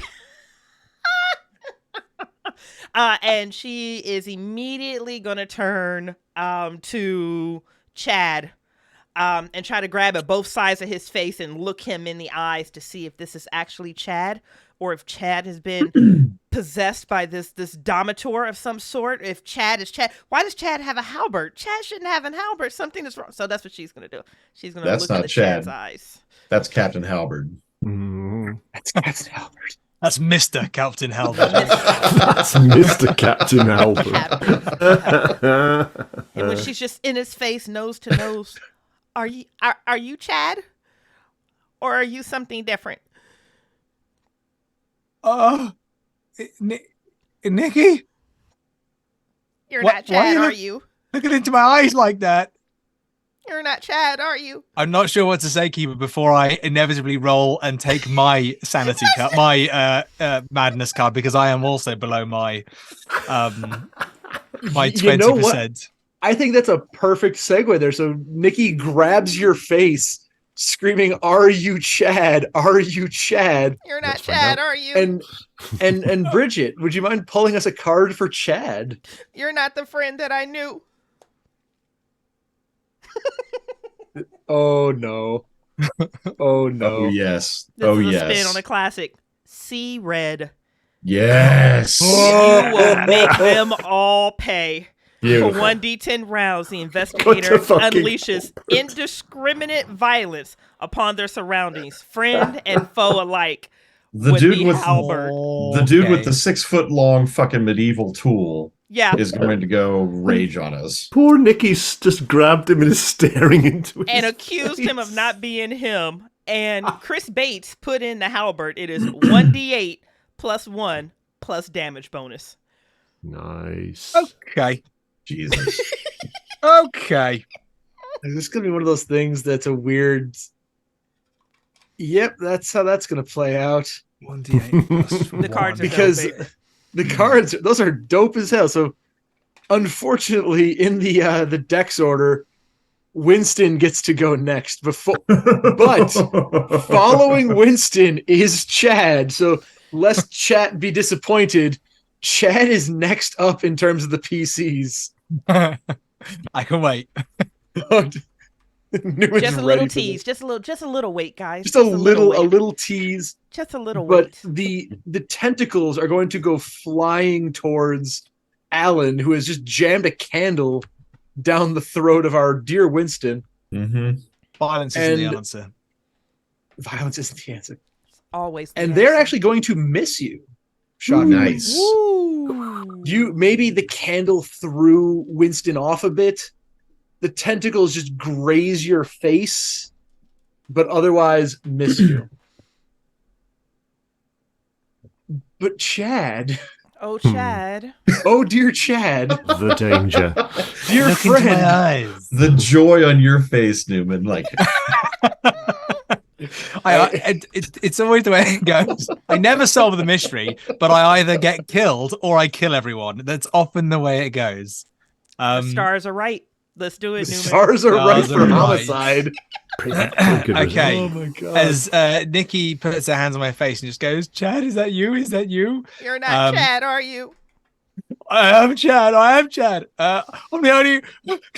I can't. Why is everybody saying things and trying to take my halberd? And you won't take this away from me, Nikki. Ah! And I'm going to jab her with the halberd, and I'm also going to try and, as I jab her with the halberd, lift her over me and slam her down over to where the doctor is as well. Is what I'm going to try and do. I think we might be rolling sanity rolls in a minute again. So that is an 8 plus 1. That is 9 points of damage. There is no damage bonus for Chad, but he has got the total damage. Wow. The max damage. He managed my to stab it into his constitution. Nikki, God. how you doing, girl? Nikki knew that wasn't Chad because her friend wouldn't hurt her, and her friend wouldn't hurt her like this. And that's the last thought she has because she failed her con check on a major wound. So she's unconscious or dead? Unconscious. Okay. Oh, real quick there, Newman, would you mind rolling a D100 just to see if we get the impale damage? Just to see if you hit the. We'll leave it under fighting brawl. That's not an extreme success, is it? It's not. Could I spend luck?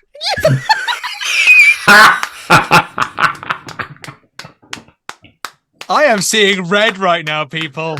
The cards told me. Oh my god. Could I spend luck to murder my friend? Nikki, To utterly murder your friend. Nikki, is that an end for Nikki? That'll be an extra 8 damage. I mean, it's basically just another 9 damage. Yeah, another 9. It's another 9. It's just you. I had pulled out the keeper strings to check something, but we don't need to check anything. That wasn't Chad. With the impale damage, can I hook up Nikki and then rather than just like plop her down on the other side, almost like fling her down, and then as she comes out of the halberd as well, the hooked bits kind of like hang on to some tubey things from the inside. Yeah, the tubey things. Yeah. I would like to volunteer for a sanity roll to see my friend that's going to be 2 viciously sanity rolls. disemboweled by I'll get your card ready. Oh my god. Okay, I'm all right. Oh. So somehow this is fucking okay with me. I've just failed that. Thanks to the 4 points I just lost. That's a fail for me on my sanity roll to see that. I'm standing right beside it. Probably a gout of blood splashes across him. Given the violence of it, I bumped into a D6 there. That's 2 points for you there. Yeah, see your friend viciously murdered. Disemboweled on a halberd. Yeah, oh my god. So that's... Wow, you guys, you really didn't need me the whole time. You could have just gone through and killed each other yourselves.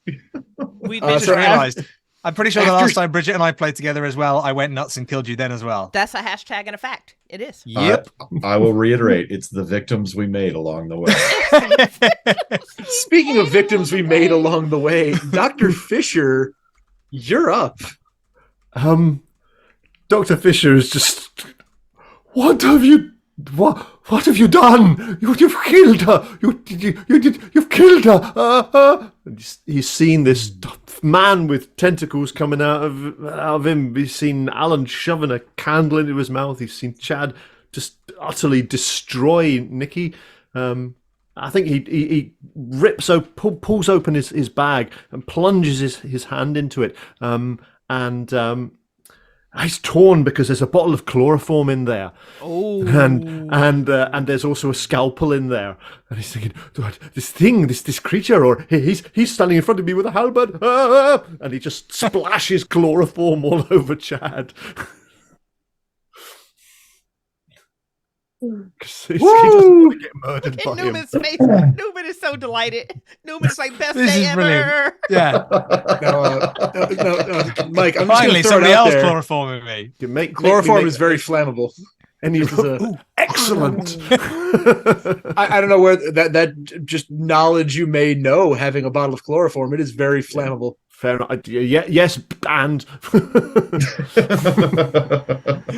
Okay, so you've thrown chloroform onto Chad. no, I'm not And, going to be able to knock him out by punching him or anything like that. You know, this is I'm just going to, and I'll get him out, I'll knock him out, and then I'll drag him out, and then we'll run away. And Alan, you've just seen Mickey get disemboweled. Uh-huh. Chad gets splashed with chloroform, and tentacles are wiggling around your face. Yeah. Somehow I'm holding it together. I think it's the cognac. You're rip shit drunk on cognac. With the candle gone, I'm going to take my cane and try to bash Winston in the head with it. Give me that roll. All right, because clearly one of us has to take out the monster. Do we? Oh, nice. Yeah, that's a hard success. Yeah, and he did not pass on the dodge. Fucking bitch. Yeah. Give me that damage as you're about to crack an old man in the face. How am I going to... I'm going to roll a D4, but it's a D3 plus damage bonus. So I'm just going to subtract 1 from whatever gets rolled. Yeah, if you roll a 4, just keep it as a 3. We'll Give do her that. a D6 and half it. So just 1 point of damage. Okay. So you hit him across the face, and you could just hear almost this, as he's gargling on this candle, mind you, that you've jammed into his throat. Mm-hmm. You hear this guttural laugh, almost like, "How?" As Penforth rears back the tentacles. Ooh. It was a great game, guys. And he's going to swing at you with them. Would you like to fight back or dodge? I'll have to dodge. All right, well, so the first one is going to be an extreme. The second is a regular success.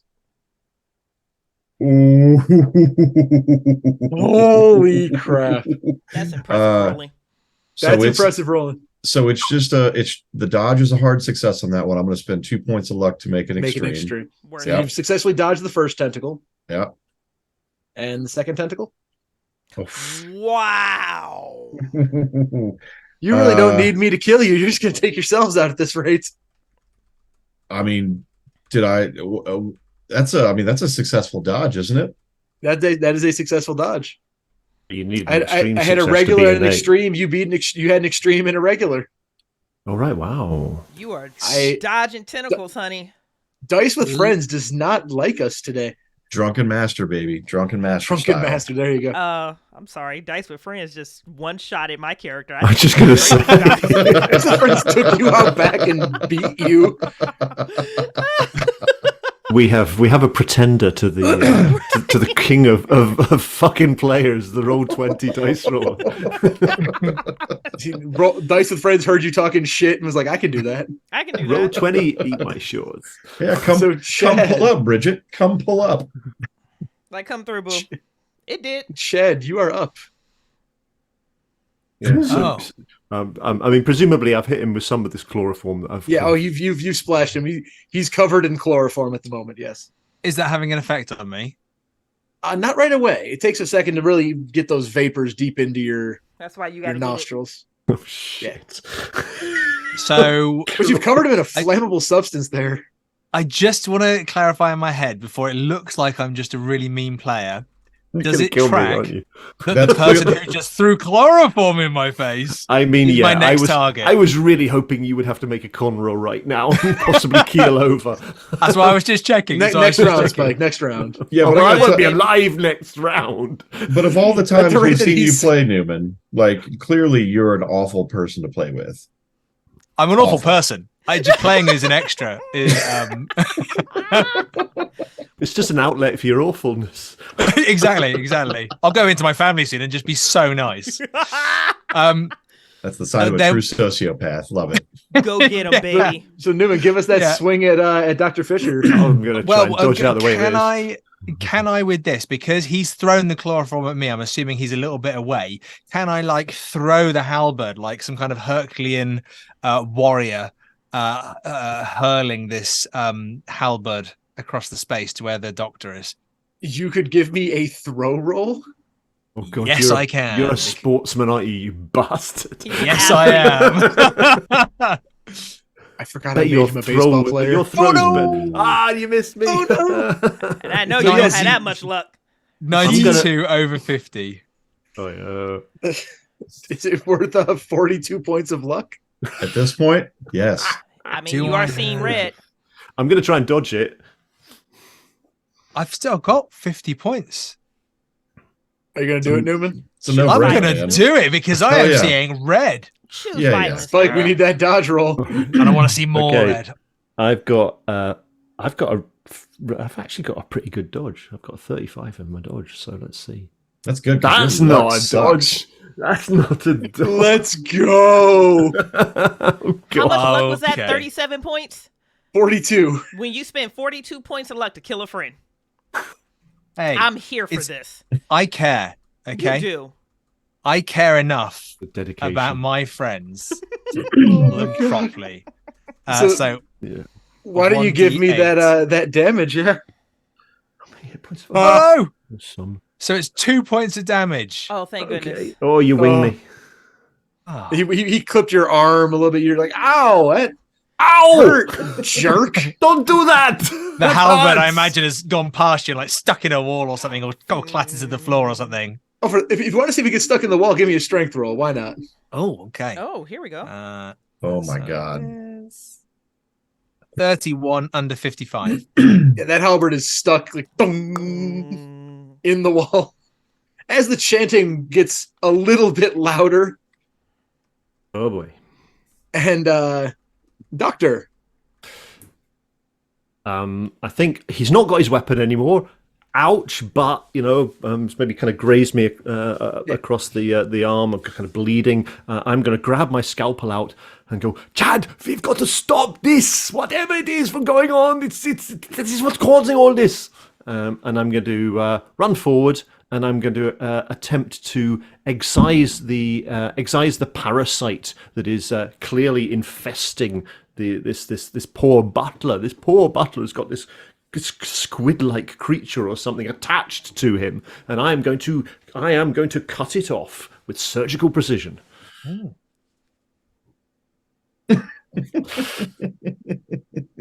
So to cut it off, you would have to get closer to him.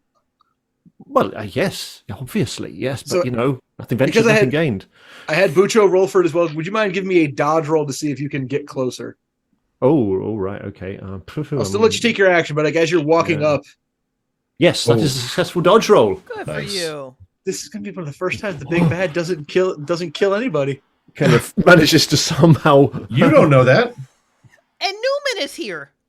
No, I was the big bad. Am I not the big bad? He whips out to where you would expect him to be, but he's not because he's this weird kind of shaped guy. Maybe your slight limp helps you to get closer. You're ducking, you're weaving, you're bobbing and dodging, and give me that fight and brawl precision. Yeah, give me fight and brawl. Fight and brawl. I mean, he can't fight for toffee, but there we are. It's a success. He fights for toffee. That's a success. I will spend luck to make that a hard success. If you want me to spend it before you make your whatever it is, fighting back or dodging or whatever, then I will do that. But he's going to fight back. Yeah, he is. So I will spend it if I need to. Is he not? Ho. Okay, Lift so his desk. Now I need to do is I need to look up, see what's the damage. Is a scalpel going to be like just a knife? A knife would be 1d4 plus 2 plus damage bonus. D4 plus 2 plus my damage bonus. And have I got a damage bonus? Yes, I do have a D4 damage bonus. Dang! So 2d4 plus 2. I mean, I could make that an extreme success. Do I have enough luck to could. make that? I have enough luck to make that an extreme success, actually. Do you want to? Do you want to take that 15 luck down to its logical conclusion? Well, I've currently got 12 luck because I've already spent 3. Do you want to take that 12 down to its logical conclusion? So what do I need for a fight to make that? I need to spend 7 of my 12 luck to make that an extreme, I think. This is the 11th hour, baby. When I roll 16. Oh, it's This is where maths clock breaks my head. Maths breaks my head. So I need to spend 10 luck, and it'll leave me with 2 luck. I will do it. I will make that an extreme success. Worth it. So that's what's that? It's a D4 plus. So it's 8. That's 10. 10 plus whatever you 10 roll. plus 2 plus a D4. Yeah. 10 Oh, plus I plus hope D4. you scalpel this thing to death. Good. 16 points of damage Oh my word! with a scalpel. Give this man a halberd. Amazing. You slice the tentacle loose and it howls in pain. Almost this. Don't worry, Winston. I'll save you. Surgical extraction with the precision. You snip off one of these tentacles.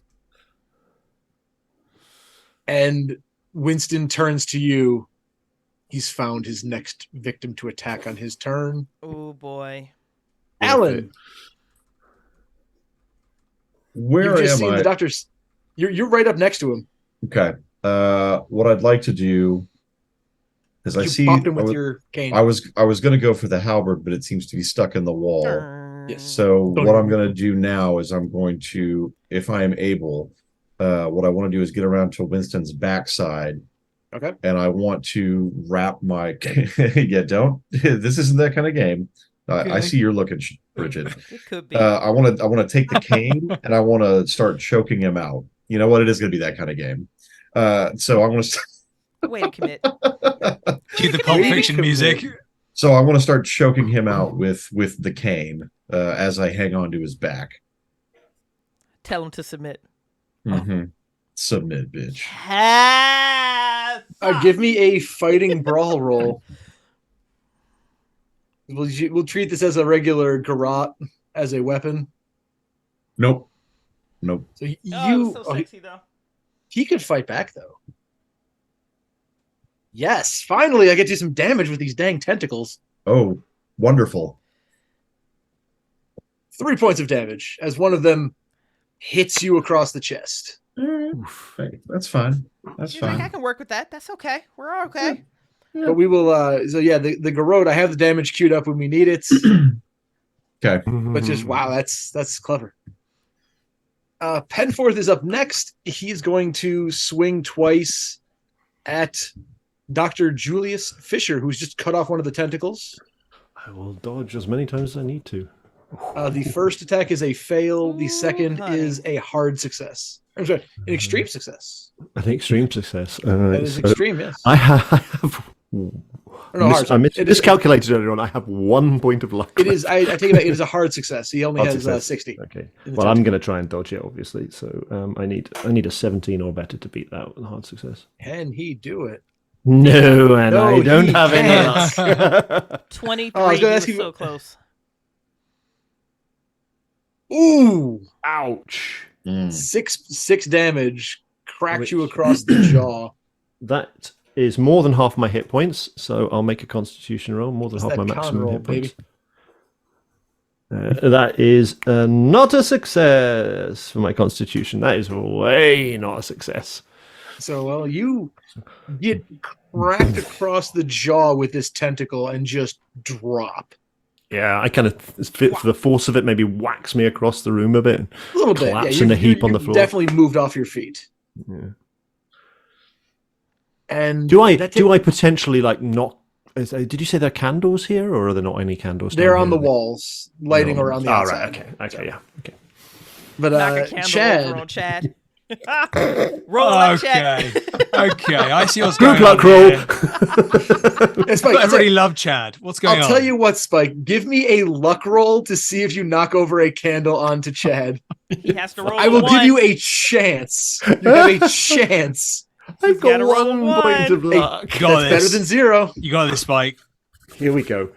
There's All been right, a roll one dice roll for so far. friends. Let's get into it. Count down. Could be a 1. 99! You got it the wrong way round, dice roller. You That's hit hilarious. That is hilarious. That's petty. Dice roller chose violence. That's so petty. Wow. So you not only get hit back, but you get hit equidistant between two candles that are just out of arm's reach. So even if as you flail your arms, you can feel the warmth on your fingers as you hit the wall and then slump down. And Chad, what's shaking? Well, Keeper, do I, in terms of my seeing red and who I would like to punish next? Dealer's choice. Punish, yes. Dealer's Like, choice. is You that got chloroform having an 3 effect? targets. Does Penforth fit into that category, or is it just my friends? No, it is. It is. He does see. You see red with him. So what I'm going to do then is I'm going to. I'm guessing if I was to try and get the halberd out of the wall, that would be my go, wouldn't it? Yeah. But also, before you do that, would you mind giving me a con roll as your nose is filling with these fumes of chloroform? Oh, this could be really funny. Yeah. Oh yeah. This could be hella funny. He made it. Oh. Yeah, so feeling, ooh, but You just feel a kinda, little lightheaded, but not enough to knock you Yeah. out. What I'm going to do then is I'm going to run and grab from it's either landed with him against the wall or it's at the floor where he was knocked back at the tentacles. I'm going to grab Dr. Julius's scalpel. Yeah. Mhm. And I'm going to try and stick it in the forehead of Penforth because Going for the he's head. between me and Alan is the next target. True. First off, give me those dodge rolls to get past the tentacles. Oh, yeah. Oh, yeah. That's my dodge. Okay, easy. Okay, so a fail Good for you. and a fail. Good Wow. for you. So the tentacles, as you walk by, will hit you for 5 points of damage. That's half my hit Oh. points. This could be Is it funny. night? Is that a That's- constitution roll? Half my that's hit a points? constitution. Let's do that. That's a fail. It's Have funny. you only got 10 hit points? You're an athlete. I'm a It's delicate a little machine. bit funny. I'm a delicate machine. You're a And delicate little flower. But you do manage. So you failed to stab at him. yes. I'm going to roll a real quick fight back on that just in case. Yeah, no, it didn't happen. But so, Doctor, would you mind giving me a con roll to see if you slip back into consciousness? Oh, yeah, absolutely, yeah. Poor Bridget got taken out too early. Oh, it was so good, though. I was killed by Newman. It was worth it. Oh, yes, I start to come round, apparently. So you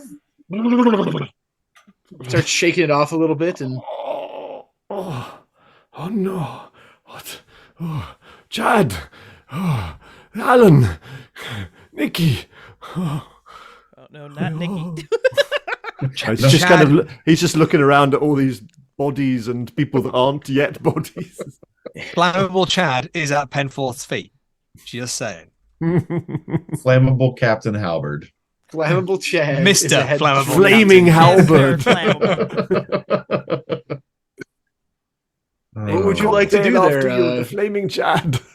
Julius? What would you like to do? As you are sitting, as you So Chad's unconscious, yeah? yes, and I'm- right there, he's right there, just waiting for you. I think I think he'll try and wake him up. I think he reckons that okay, he had a wee moment there. He's now unconscious. If I wake him up now, he's going to be fine. Yeah. So I will just kind of crawl over to him, grab the scalpel off him just in case, and just kind of slap him around the face to try and wake him up. Wake up, Chad. Wake up. We've got to get out of Give me here. a first aid roll. Yeah, absolutely. Yep, that is I think that's a hard success. First aid. How does the alphabet work again? Yeah, that's a hard success. All right, so you managed to slap Chad awake. Am I still seeing red?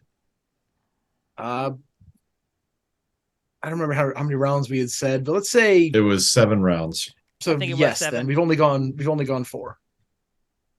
You just Morning, your own Julius. destiny. Oh, scheiße! Alan, just because I know because Bridget's buzzing us on time here. Alan, what you got?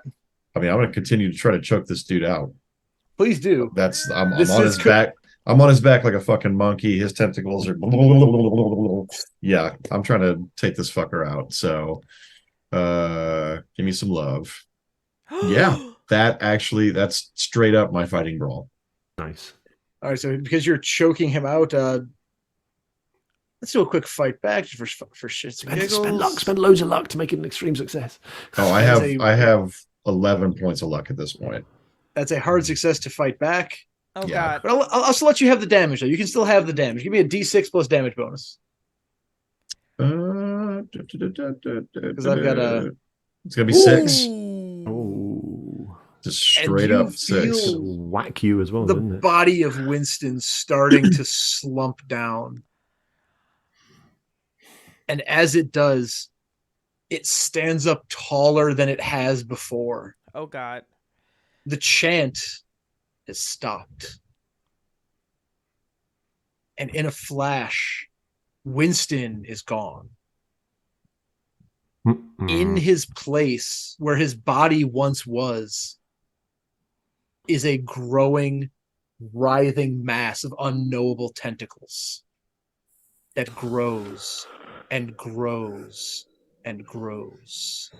Purely for The- narrative, could I take the fruit out of my pocket and shove it into the mouth of this thing? Because why not? You don't see a mouth. Okay. You don't see him because you realize in your last moments that Winston was right. The master was coming. The master is here. And just as a brief little epilogue here, some time goes by. Nobody's heard from Jameson. Eventually the police start to think, we got a call from a weird German guy talking about there was a murder up at the house. And when they arrive there, they find the house dutifully put together, not a spot of dust anywhere, Oh God. not a soul to be found. The one thing they do find, sitting in the center of the foyer, is a white Venetian mask with red and gold swirls on it. And that, dear friends, is all part of the game. As I say at the end of all my games, I've been your keeper. I hope you had fun. And that, friends of the symphony, is where our show ends for the night. Oh my God, Keeper Doc, thank you for coming in on Running. And to you, dear viewer, who are either watching live or joining in replay, thank you so much for joining us. You are indeed the best part of waking up. Okay, let me crank out this giveaway real fast, if I can do that allegedly. We had a lot of entries on this one. We had a lot of entries. We had a lot of entries on those. Luna Luna Legend, who is still in chat right now. Hey. Baby, email me at symphonyentertainmentga@gmail.com and I will get you plugged in to get you that complimentary copy of All Part of the Game. Cast and crew are going to take a brief break and then we're going to come back for our post-symphony gala. This is a special talk back where we talk about our experience in the game, how Newman always kills everybody. Maybe we'll bring our pets on. We'll talk about the content and it'll be great. This is content that is exclusive to our Patreon backers, unless I schedule a buffer marketing release and accidentally put the wrong YouTube link in, and then apparently you'll get it for free like you got with Swamp Song. So yeah, that's really, you'll get access to it if I make a mistake or if you back us on Patreon at patreon.com/Symphony Entertainment. Stay tuned for more amazing content run by creators right here on Symphony's Twitch. Let me show you guys this sexy handout. You guys are seeing it first, second, right after behind my backers. Starting in June, we are doing Indie June, where I will be celebrating indie horror game designers. We are going to have Never Going Home by Wedding Games, Cthulhu Dark, run by Graham Walmsley, and Moonlight on Roseville Beach, run by Richard Rook. It is going to be an amazing, amazing, amazing June. So before we empty out the auditorium, let's go around one more time and say goodnight to our symphonic cast. Keeper Doc, starting with you. Tell us who you are, where people can find you, and anything else you would like to share. Good night, Symphonic Cast. I am Doc. I am to be found floating around the Discords as well as a lot of the streams, wreaking havoc in the chat as best I can. So I want to add, I had a lot of fun with this. It's been really fun to run this. Anybody who reads this will realize I took a very minimal approach to writing it. So it lets the keepers develop it their own way. And please check it out. It means the world. We are 24 sales off of silver right now. So tell your friends, tell your enemies, get people to buy this. And thank you for watching, everybody. Seriously, this is a lot of fun. Mwah.